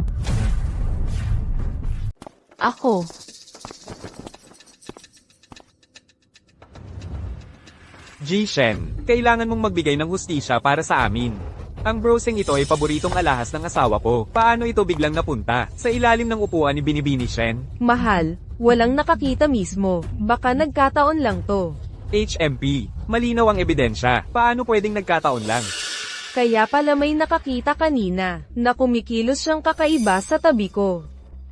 Jishen, hindi, kami ang masama. Ang ugali niyang magnakaw ng patago. Kung palalampasin natin, ano na ang mangyayari sa hinaharap? Tama ka dyan. Galing sa maliit na pamilya. Saan ba siya nakakita ng ganitong eksena? Walang modo, hayaan na. Ngayon, nagnanakaw pa.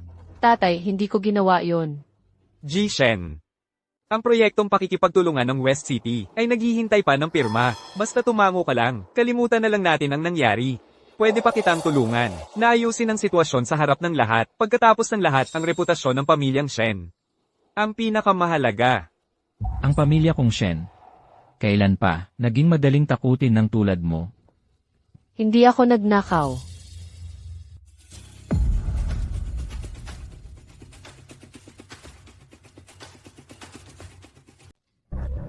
Akala ko sino na, ikaw pala, isang batang walang modo at galing sa kalsada. Ang mga pamilyang Shen at Song ay kilalang kilala sa Haicheng. Paano nila matitiis ang isang taong madumi ang kamay? Sa tingin ko, talagang nag-iba ang tingin sa pera. Linziru, wala kang karapatang magsalita dito. Huwag kang magsalita ng kung ano-ano dito. Ang kasunduan sa pag-aasawa natin hanggang ngayon ay hindi pa opisyal na napapawalang bisa. Ako ang magiging babae ng pamilya Shen sa hinaharap. Siyempre, kailangan kong isipin ang reputasyon ng pamilya Shen. Hindi ba totoo ang sinasabi ko?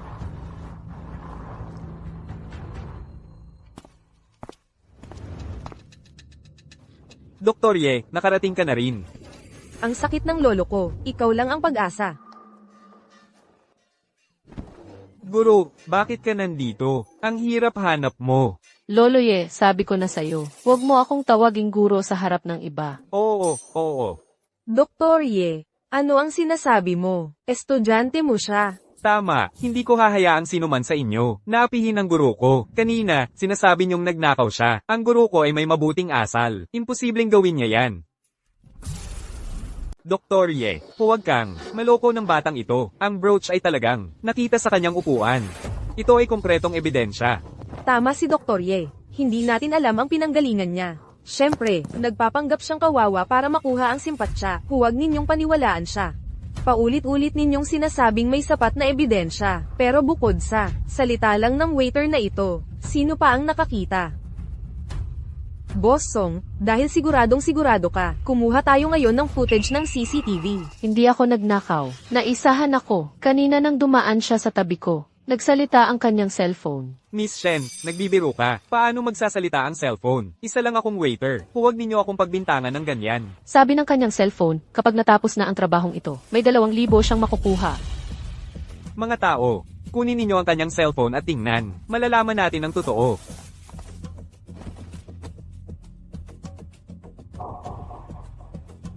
Sige.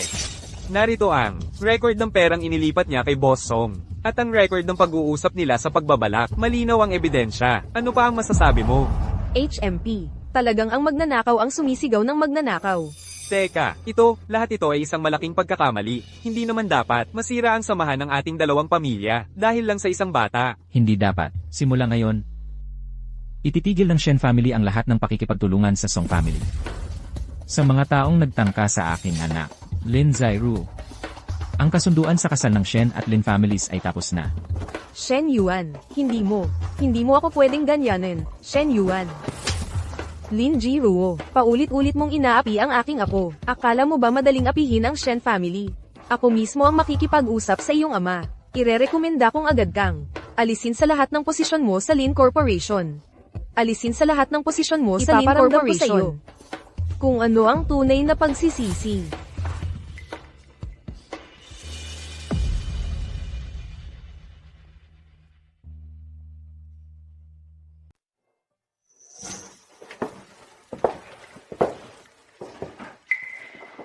Yuyu. Papa, Lola. Nababagot ka ba nitong mga nakaraang araw? Medyo. Gusto mo bang makipaglaro sa mga batang kaedad mo? Gusto. Inayos ng papa mo ang papasukan mong paaralan. Bukas, pwede ka nang pumasok. Yehey. Ang ganda naman. Papasok na si Yuyu sa eskwelahan at makakapagkaibigan ka ng marami. Bukas, si tito mo ang maghahatid sa'yo. Pagkatapos niyang makakita, maraming paaralan ang lumapit sa kanya. Pinili niya talaga yung paaralan mo. Para mas madali, naalagaan ka. Salamat na lang talaga kay Tito bukas.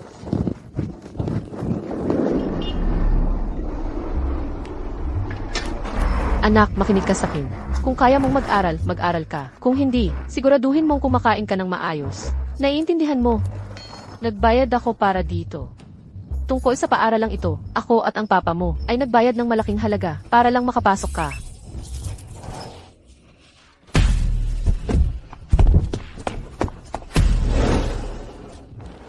Wow! Kaninong papa ba yan ang pogi? Ang bait at ang alaga pa. Napakaswerte naman ng batang iyon. Kumain ka ng maayos sa paaralan, makinig ka sa mga guro, susunduin kita pagkatapos ng klase. Opo, Tito. Paalam, Tito. Palem. Bakit itong maliit na to? Okay lang sana kung nabubuhay lang ng maayos. Pero grabe, ang ganda ng buhay. Ma, di ba yan yung pabigat? Bakit ang ganda-ganda niya? Ay, sino ba ang nakakaalam kung anong daya ang ginagawa niya? Nakahanap ng bagong sugar daddy. Ang siopaw ko. Tita, gusto ko po ng isang pulang bandana. Sige po. Hoy, nak, sandali lang ha. Kukunin ko para sa'yo. Kuya, dito ka rin pala nag-aaral? Lakas na ng loob mo, pabigat na kapag nakaw ka na ng pera.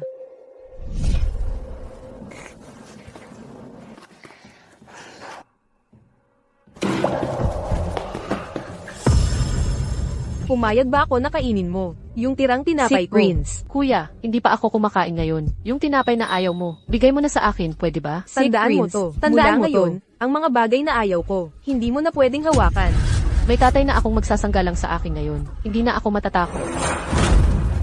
Ibalik mo ang pera ko. Hinampas mo ang kaibigan ko. May tatay na akong magsasanggalang sa akin ngayon. Huwag mo akong aapihin. Anong tatay? Sasabihin ko sa'yo, may sakit ang tatay mo, hindi na makatayo sa kama. Ano? Ikaw, kumakain ka ng masarap araw-araw, pero ang sarili mong ama na may sakit, hindi mo pinapansin. Walang utang na loob na anak ka talaga. Dalhin mo ako sa tatay ko. Yuyo, huwag kang magpaloko.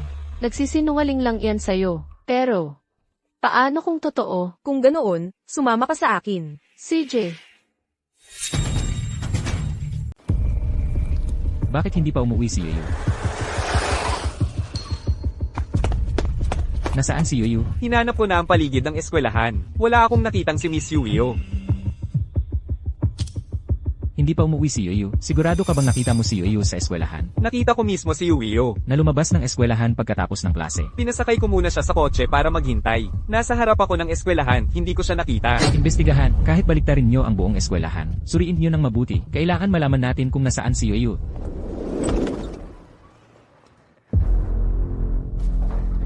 Nasaan si Papa? Ngayon ka pa nagpakita para magpanggap na mabuting anak. Ay, ang galing ng aking munting mahal.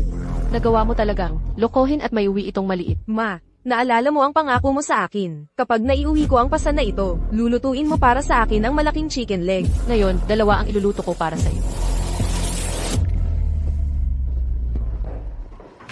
Ikaw, munting pasaway. Naalala mo pang umuwi. Tingnan mo itong tatay mo. Papa, hindi ka pala may sakit. Ikaw, munting pasaway. Ang alam mo lang ay maghintay na mamatay ako.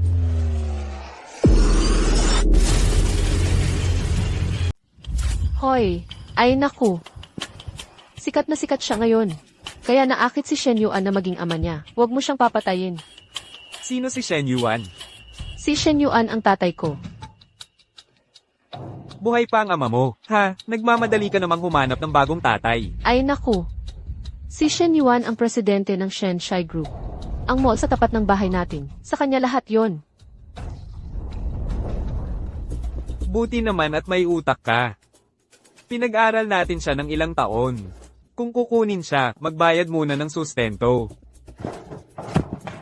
Hoy, anak kong magaling. Ha ha ha. Eh anak mo rin naman ako. Isang laway. Kung hindi namatay ng malungkot ang nanay mo. Swerte ba ako? Ha? Anong ginagawa mo? Hindi pwede, nabangkarote sa negosyo. Tatay, Huwag kang mag-alala, Yuyu. pinadalhan ko ng lokasyon si Shen Yuan. Dapat paparito na siya. Ano to? Akin to. Ano? Sa'yo? Sa akin, lahat ng nasa bahay na to kay Yaozu.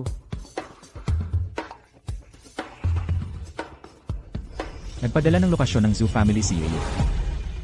Kuya, sandali, sabay tayo.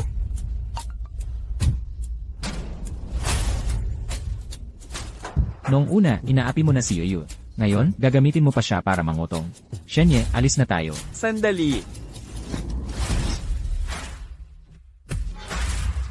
Ang mga magulang ni Yuyu ang kumuha sa kanya. Malamang wala siyang panganib sa buhay. Ang taong gagamit ng sariling anak para manakot. Anong klaseng tao yon?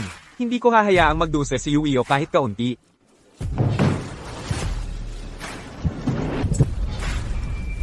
Aray, ang ulo ko. Zhou Yaozu, hindi mo siya pwedeng ganyanin. Relo lang naman yan, sira-sira pa. Bibili rin naman ako ng tatay ko. Mas mahal pa dyan. Regalo sa akin yan ni Lola. Ibalik mo sa akin. Aray, Ang ingay-ingay mo. Yaozu, ikulong mo siya. Sabi mo, napakayaman ni Shen Yuan. 5 milyon ang hihingin natin. Kulang kaya yon? Eh di dagdagan natin. 5 milyon.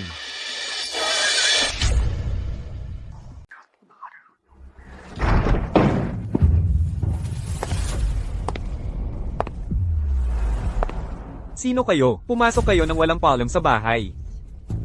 Nasaan si Yuyu? Paano ko malalaman? Nawala na yon matagal na. Baka nga, nampa na siya ng mayaman. Kaya ayaw na niyang bumalik. Bigla na lang nawala si Yuio, sa harap ng eskwelahan. Pwede naman kayong magreklamo sa pulis. Bakit dito kayo pumunta? Ang walang utang na loob na to, siguradong ayaw nang bumalik. Tama nga, pinaghirapan namin. Mahirap na lang na pinalaki namin siya. Ngayong nakakilala ng mayaman, nakalimutan na kami. Kaya kinidnap niyo siya. Ay naku, wala kaming lakas ng loob para gawin yon. Halugugin. Hoy, huwag kayong gagalaw.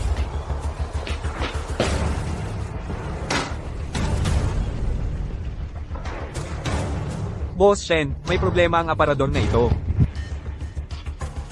Yuyu.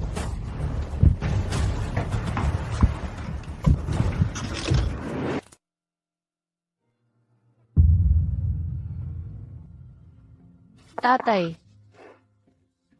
Nandito na ang tatay mo. Pasensya na, nahuli ako. Tibayan mo lang.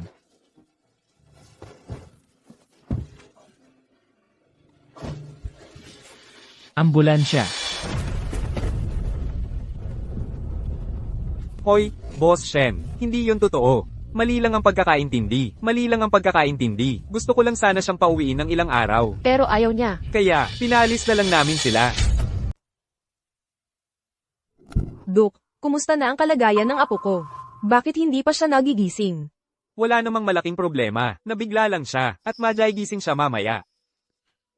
Salamat sa Panginoon, salamat sa Panginoon. Napakasama talaga ng mga Joe na ito. Gagantihan ko sila. Yuyo, gising ka na.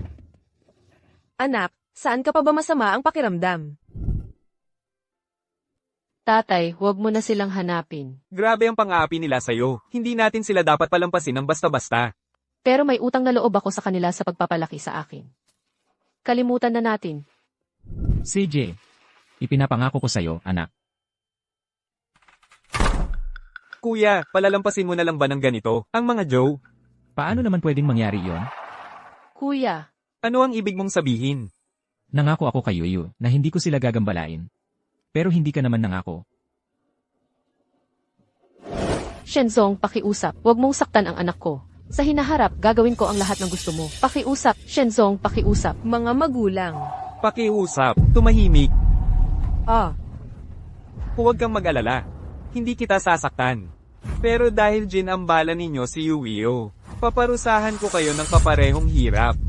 Shenzong, mapagpatawad ka. Patawarin mo na kami sa pagkakataong ito. Sinusumpa ko, hindi na talaga ako muling. Mang-aapi kay Weiyu. Pakiusap, Shenzong. Huwag mong saktan ang anak ko. Ay utos ninyo, paalisin sa paaralan si Zhou Yaozu. ah, Lumayas kayo sa Haicheng. At huwag mo na akong muling makita. sige.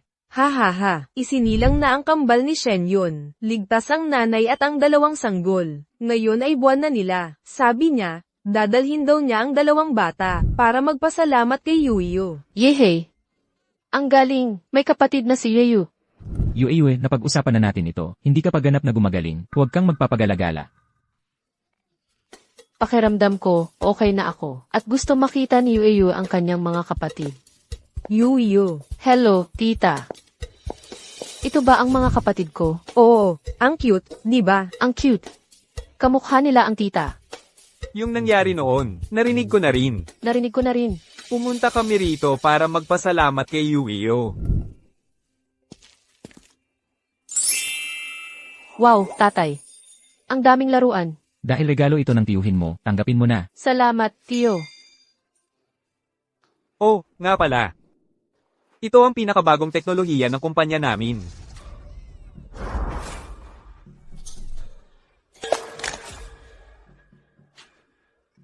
Naku, ang data sa cellphone ko. Hindi pa na-backup ang data sa cellphone na ito. Sana hindi ito masira. Saan ka masakit ngayon? Masakit lahat ng parte ng katawan ko. Anak, naiintindihan mo ba ang sinasabi ko? Pwede mo ba akong gamutin? Yuio, kanino ka nagsasalita? Nagsasalita ako kay Kuya Apple. Yuyu, tiyo mo at ako ay nag-uusap ng mahalagang bagay. Kapag tapos na kaming mag-usap, sasamahan kita maglaro. Naku, mukhang kailangan na lang itong dalhin sa kumpanya para maayos. Hindi pa alam kung may re-restore pa ang data sa loob. Anak, ayokong habaran ako ng mga tao sa kumpanya. Lagi nila akong nasasaktan. Papa, tiyo, kaya ni Weiyu ayusin ang cellphone na ito. Huwag kang matakot, tutulungan kita. May isang parte sa likod ko na lumuwag. Paki-connect mo.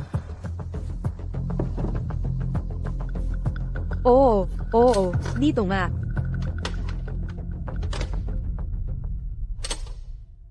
Naayos na. Ang bait mo, Weiyu. Mas malumanay ang mga kilos mo kaysa sa matanda. Nandito pa lahat ng data sa loob. Yuio, paano mo nagawa yon? Si Kuya Apple ang nagsabi sa akin. Sabi pa niya, ako ang paborito niya. Dati, nang ilang beses nang sinabi sa akin Yuyu, na naiintindihan niya ang sinasabi ng cellphone.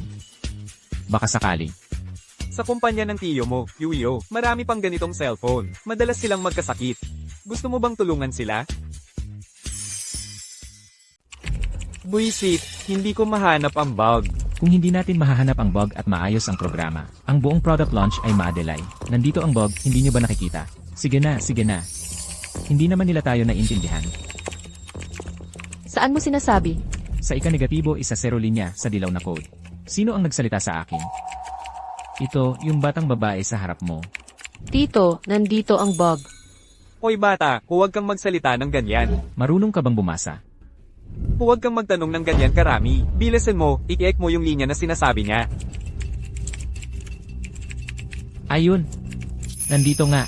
Paano kaya ng batang to, na makita agad yon? Mukhang totoo nga na naintindihan ni Yu ang saloobin ng cellphone. Yuyo, ang galing mo talaga. Tulungan mo ako dito, okay? Pangako ko sa inyo, basta't gusto ni Yuyo na manatili, maaari ko siyang bigyan ng pinakamagandang pasahod. At, pananatilihing lihim sa publiko. Ang bagay na ito, nakasalalay pa rin sa desisyon ni Yu. Yu, gusto mo bang manatili at tulungan ang iyong tiyo? Munting Yuyo, Dito ka na lang. ikaw lang ang nakakaintindi sa amin. Ayaw naming umalis ka. Gusto kong manatili. Siguraduhin mo ang desisyon mo. Kung magpapasya kang manatili, kailangan mong panagutan sila. Gusto ko ang pakiramdam na nakikipag-usap sa kanila. Ayos, Yuyo. Ikaw talaga ang aming swerte. Malinaw na si Yu ang swerte ng aming pamilya. Kailan pa naging swerte mo siya? Kaya, Yuyo, totoo bang nakakaintindi ka ng mga cellphone? Matagal ko nang sinabi sa tatay at kay tito. Yu, sinabi mo pa ba ito sa iba? Kay tatay at kay tito lang. Kuya, Yuyo, totoo nga palang nakakaintindi siya ng cellphone. Hindi ba't? Anak ko. Ang pinakamagaling sa buong mundo. Hindi ka ba nagulat? Noong sinabi niyang malulutas niya ang problema sa kumpanya. May hinala na ako.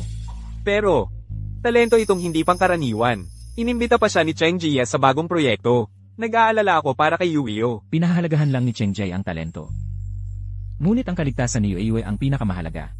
Ang ganitong talento, dapat panatilihin lihim sa publiko.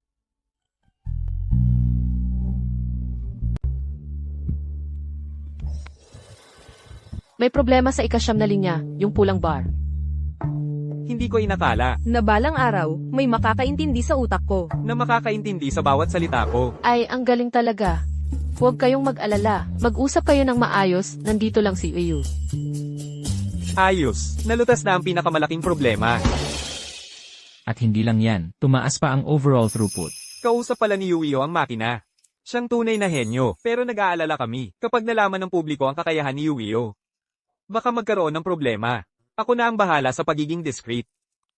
Pero sa launch bukas, dapat talagang pumunta si Yuyo. Para masaksihan ang pagsilang ng bagong firewall. Sige.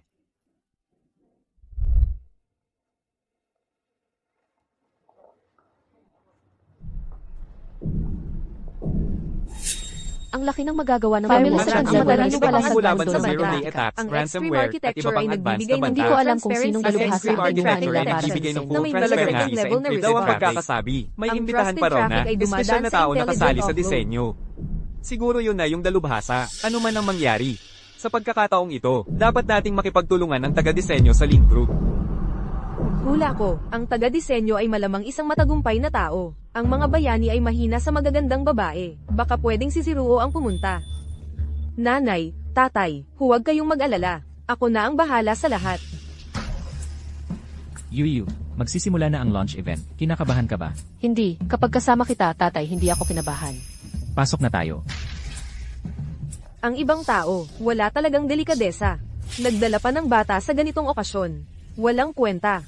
Si Jishen kasi, ang anak niya ang numero 1, dinala lang para maglibang. Pero, mamaya sa loob ng venue, basta hindi umihi sa salawal. Hoy! Jishen, kahit nakanselado na ang engagement natin, mabuti na lang ang loob ko at babalaan kita. Ang batang ito, hindi maaaring pumasok sa venue.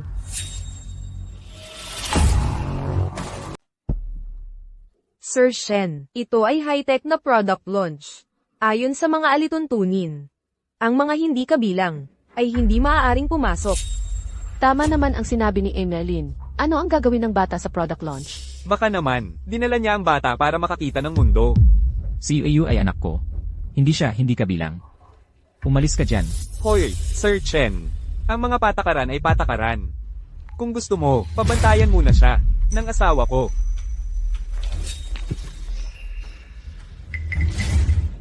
Hindi na kailangan. Sir Shen, lalabagin mo ba ang patakaran? Bakit naman? Dahil lang ikaw ang presidente ng Shen Corp. Espesyal na trito na agad? Sigurado ka ba na hindi mo kami papapasukin? Siyempre. At saka, narito ngayon ang mga technician, nakasali sa core design. Mga bata, walang alam. Kung sakaling maabala nila, hindi maganda yun. Sir Shen, sumusunod lang kami sa patakaran. Huwag mo kaming pahirapan.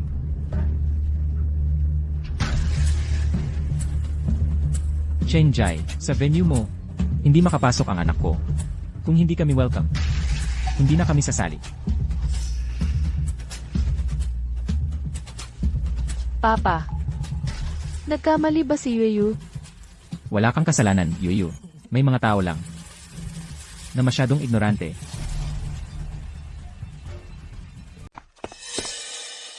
Nasaan sila? Sino ba si Ji Cheng? Hindi ba't inutusan kitang mag-abang sa pintuan para salubungin ang isa sa mga pangunahing kasangkot sa disenyo? Wala akong nakitang tao. Ay, Kanina, may isang taong may kasamang bata na pinaalis namin. Ji Cheng, kanina pa nga, may mga taong nagsikap na pumasok sa venue. Pinaalis ko na silang lahat. Tama, Ji Cheng. Para sa launching na ito, ang pamilya namin ay lubos na nagsikap. Siguradong matatapos namin ang trabaho.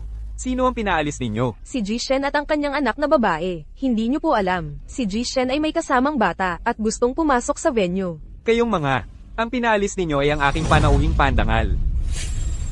Panauhing pandangal. Kailan pa, nagsimulang makipagtulungan si Shen Yuan kay Cheng Jia. Ito. Ji Shen, Yuyu, sandali lang. Malaking pagkakamali ito. Ako ang nagkulang. Hindi ko naayos ng maaga. Paano naging walang kinalaman si Yuyo? Siya ang pinakamahalagang panauhin ngayon. hindi ko naman nakita kung saan mo inayos. Puro pagkakamali lang. Yuyo, gusto mo pa bang sumama sa akin para tingnan ang mismong lugar? Pwede pa ba tayong pumunta ngayon? Cheng, hindi na kailangan. Ji Shen, sa launching ngayon kahit sino ang wala, hindi pwedeng wala si Yuyo. Siya ang tunay na bida ngayon. Bigyan mo naman ako ng pagkakataon ngayon. Magsisimula na ang launching. Ji Cheng, lahat ay handa na. Kailangan na po bang magsimula? Maghintay muna sila. Wala pa ang pinakamahalagang tao. Lahat ng kagamitan sa pelikula at telebisyon ay naghihintay kay Yuyo. Sinisiguro ko, hindi ko nahahayaang masaktan si Yuyo. Muli, Yuyu, gusto mo pa bang pumunta at tingnan? Okay lang, gusto ko pa rin pumunta. ayos. Halika, alis na tayo. Iyon na ang pagpapakilala sa bagong produkto.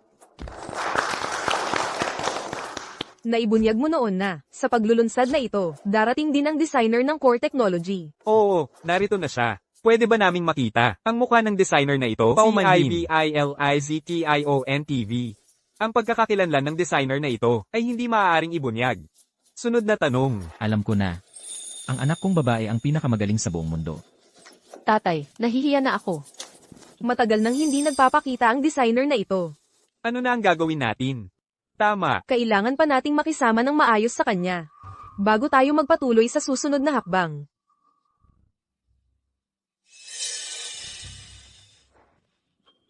Ma, may naisip akong paraan.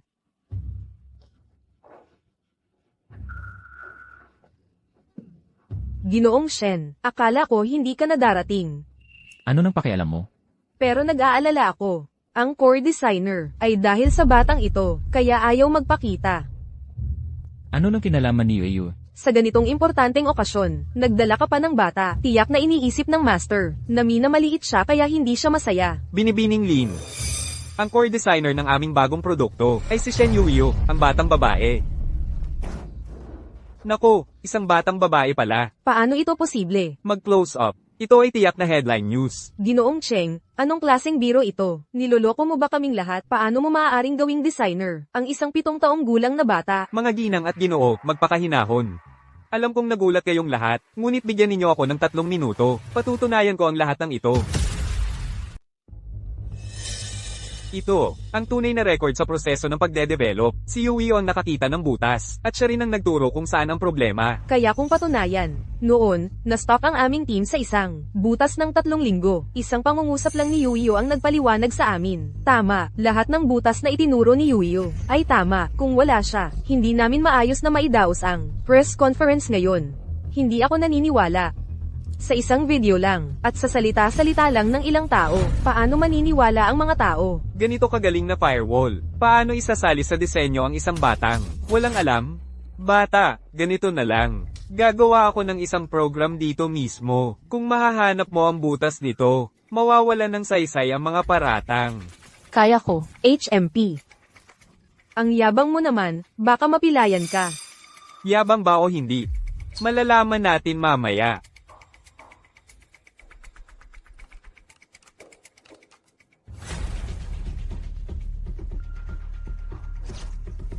Ang obvious ng butas. Nasa ikatlong linya. Masyadong maliit ang tingin sa'yo ng matandang yun. Nasa ikatlong linya ang butas. Walang distinction sa uppercase at lowercase. Tama ng lahat. Kung ganon, si Shen Yuan pala ang inimbita. Ang pamilya Lin ang nanggugulo. Imposible yan. Isang ordinaryong bata lang siya, di ba? Ganito ang katotohanan. Ano pa ang masasabi ng pamilya Lin? Hindi ba kayo nahihiya sa pagtayo dyan? Umalis na kayo.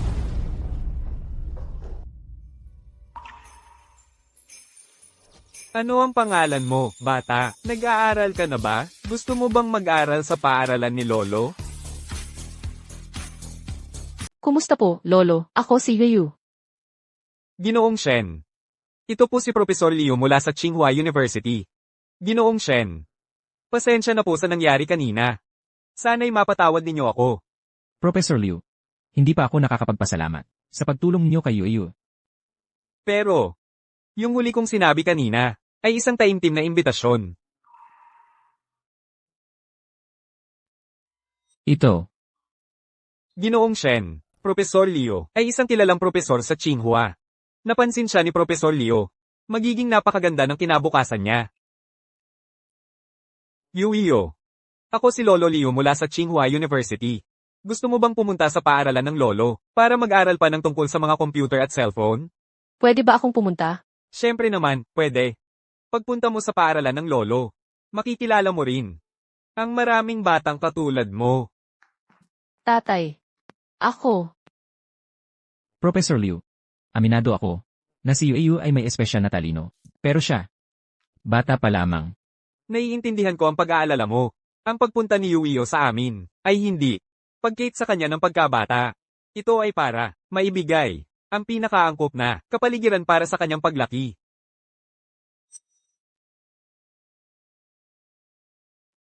Ikaw, hindi mo kailangang magmadaling tumanggi. Pwede kang mag-isip ng mabuti. Ako, sa Tsinghua, ay handa tanggapin si Yuyo anumang oras. Ginoong Shen. Ito ay isang bihirang pagkakataon. Ang talino ni Yuyo ay nangangailangan ng propesyonal na gabay at pagsasanay. Yu, gusto mo bang pumunta? Gusto ko. Gusto kong makatulong sa mas maraming tao.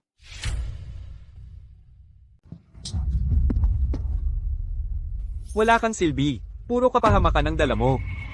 Lahat ito, dahil sa maliit na demonyong iyon mula sa pamilya Shen. May mukha ka pang magsalita? Ni hindi mo kayang pantayan ng isang bata? Anong silbi ng pamilya Lin sa pagpapalaki sa'yo? Boss Lin, patuloy na nagkakagulo ang presyo ng ating stocks.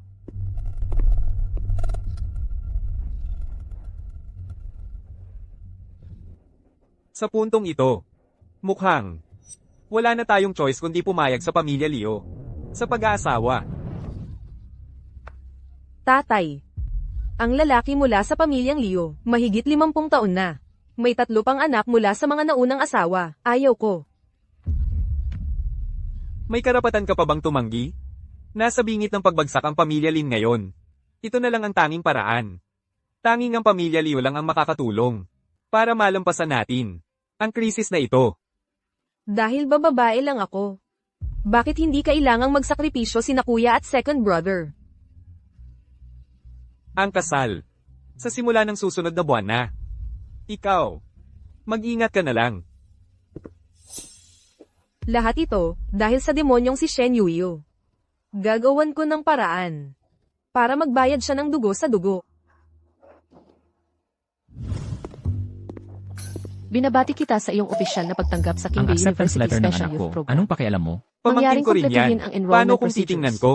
Ang hindi pag-report sa Hindi. takdang petsa Hoy, ay ituturing ikaw. na pag-urong Bakit sa ngayon ko lang enrollment at napansin? automatikong Nanggamot mo pagkawala pala? ng karapatan. Hoy, huwag na kayong mag-away.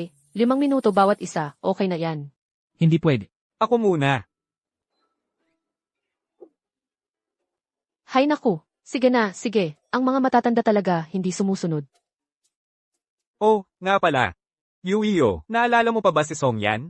Yung nasa ospital noon, na hindi nagsasalitang kuya. Then, Magfi-fishing kami sa susunod na mga araw. Gusto mo bang sumama? Para mag-relax bago magklase. fishing. Tatay, hindi pa ako nakakapag-fishing. CJ, kung gusto mo rin naman, ipapasama ka na lang sa tito mo.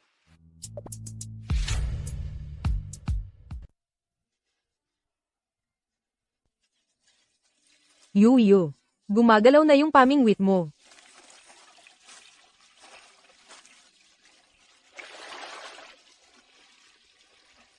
Tito, nakakahuli ako ng isda. Wow, Ang galing. Yuyo. Ang galing mo talaga. Magaling din si Njej. Ipapahiram ni Ryu sa'yo ang swerte niya. Para makahuli ka rin ng isda. Ayan na. Para maibahagi ko sa'yo ang swerte ko. Ako. Natanggap ko na. Tung batang to. Bakit parang lalong hindi ko gusto yung itsura? Bigla akong gustong magsibak ng kahoy. MS, Lin. Nakahanda na ang lahat. Ngayon. Dapat siguradong walang mali. Pero, Yung bata kasi, medyo kakaiba at nakakapagtaka. magkadugtong ang ating mga hininga. Ano? Gusto mong umatras? Hindi. Shen Yuyu, kahit na napakalaki ng swerte mo sa buhay. Ngayon, hindi ka makakatakas ng buo. Halos tapos na. Ayusin na natin to at umuwi na. CJ, Shen Ye. Ang tagal nating hindi nagkita. Lin Ziruo. Anong ginagawa mo dito?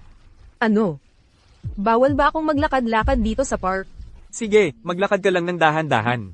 May gagawin pa ako. Mauna na ako. hoy, Huwag kang magmadali. Ang tagal nating hindi nagkita. Hindi mo ba gustong magkwentuhan? Ikaw at ako. Ano pa bang pwedeng pag-usapan? Hindi mo ba gustong malaman kung paano ni Yuyo napagaling ang mga mata mo?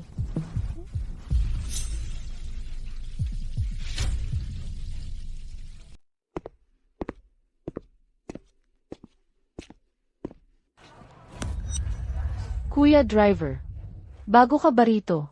Bakit ngayon ko lang nakita? May ibang lakad ang dating driver ngayon. Ako ang pumalit pansamantala. Sabay ni Papa na susunduin niya kami. Wala naman siyang sinabing may driver. Yuyo. Huwag kang maniwala sa kanya. May kakaiba sa kanya. Ay, may nakalimutan pa pala ako. Kukunin ko muna. Yuyo. Boss, ano na ang gagawin natin? Nakita niya ang mukha natin. Yuyo. Sige na nga, isama na natin. 2 bihag sa isang pagkakataon. Hindi pa ako nakagawa ng ganito. Tumigil ka na at magmaneho ka na. Sige.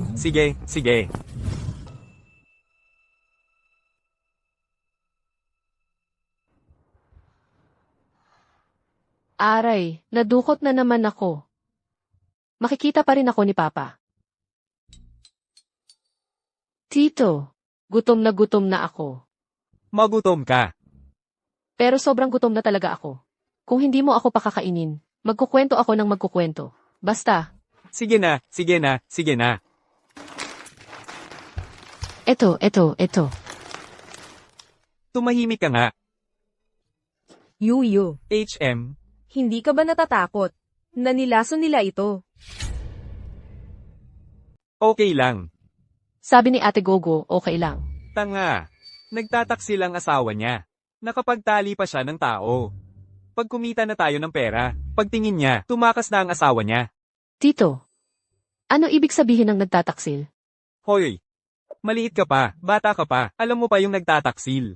Sabihin mo nga. Sinong asawa ang nagtataksil? Asawa mo po. Ako? Ako sinasabi mo? Kalokohan. 10 taon na kaming kasal ng asawa ko. Magkasundo ng mabuti. Paano magtataksil ang asawa ko? Talaga naman. Teka muna. Paano mo nalaman na may asawa ako? Yuyo. Iligaw mo siya, mabilis. Pag nailigaw mo siya, makakatakas ka na. Ang asawa niya. Nagtataksil sa upahang bahay. Ang asawa niya. Nagtataksil sa upahang bahay. Alam mo rin na may upahang bahay ako? Hindi lang yan. Kahit yung 1 taong gulang niyang anak, hindi niya tunay na anak. Ano? Hindi pala tunay na anak. Ang saklap naman ng sitwasyon mo, Tito. Anak Nino? Anak Nino sinasabi mo? Anak mo po. Hindi mo ba napapansin? Kamukha niya si Mangwang sa kapitbahay?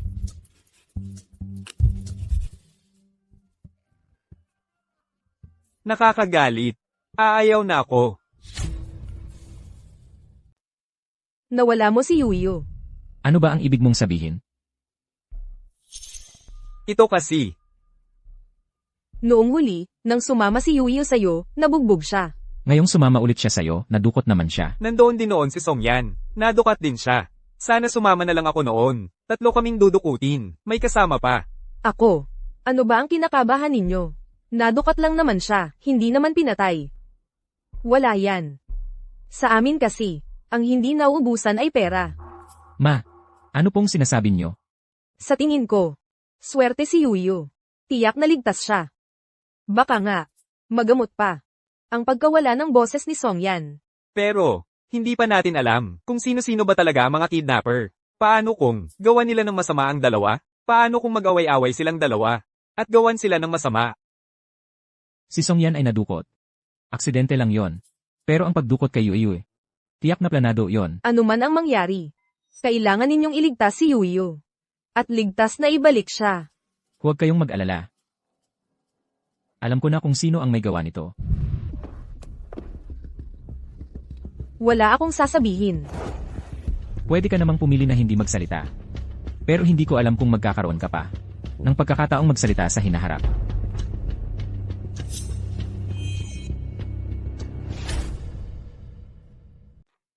Ang ingay. Hindi ako makatulog.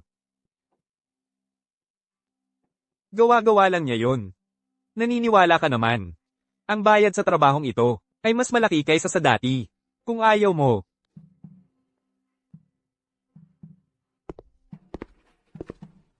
HMP. Naging anak ni Shen Yuan. Talagang espesyal ang maging anak ni Shen Yuan, ang singsing na ito. Baka aabot ng daan-daang libo ang halaga. Kapag nakuha na natin ang ransom, pwede pa tayong humingi ng tubos. Huwag niyo siyang apihin. Boss. TSK. Ikaw talaga. Hoy, Pipi. Marunong ka rin palang magsalita? Bitawan mo ako. Tumahimik ka. Galit na ako. Kung maingay ka pa, uunahin kong gasgasan ang mukha niya, tapos puputulan ko ang dila mo.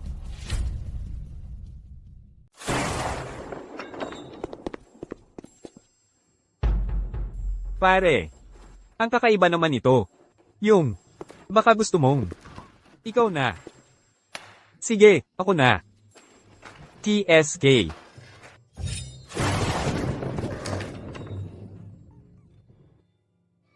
Ang tanga-tanga mo.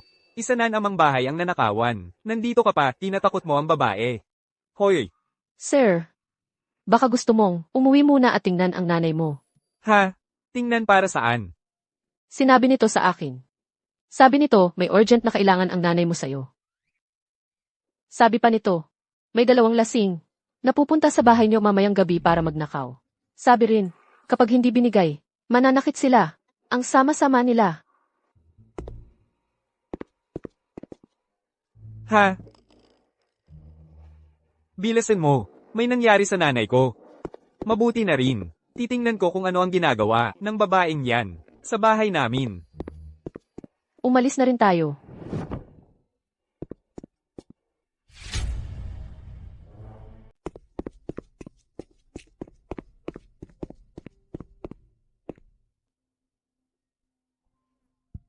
Tayo.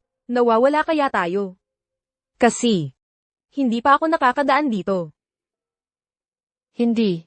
Nandito ako. May dala akong super watch na may video positioning. Kahit saan ka mapadpad, mahahanap natin ang uwian. Hindi yan. Huwag kang mag-alala.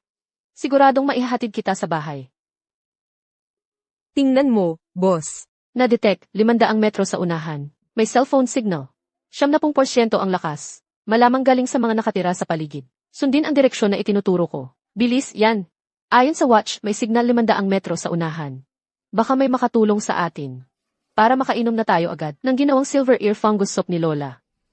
MM.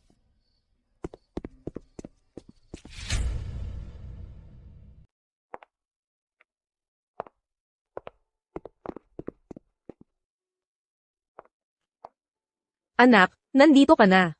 Yuyo. Nakuha ka na. Natakot ako ng husto. Paano ka nakauwi? May isang tito na may go-kart.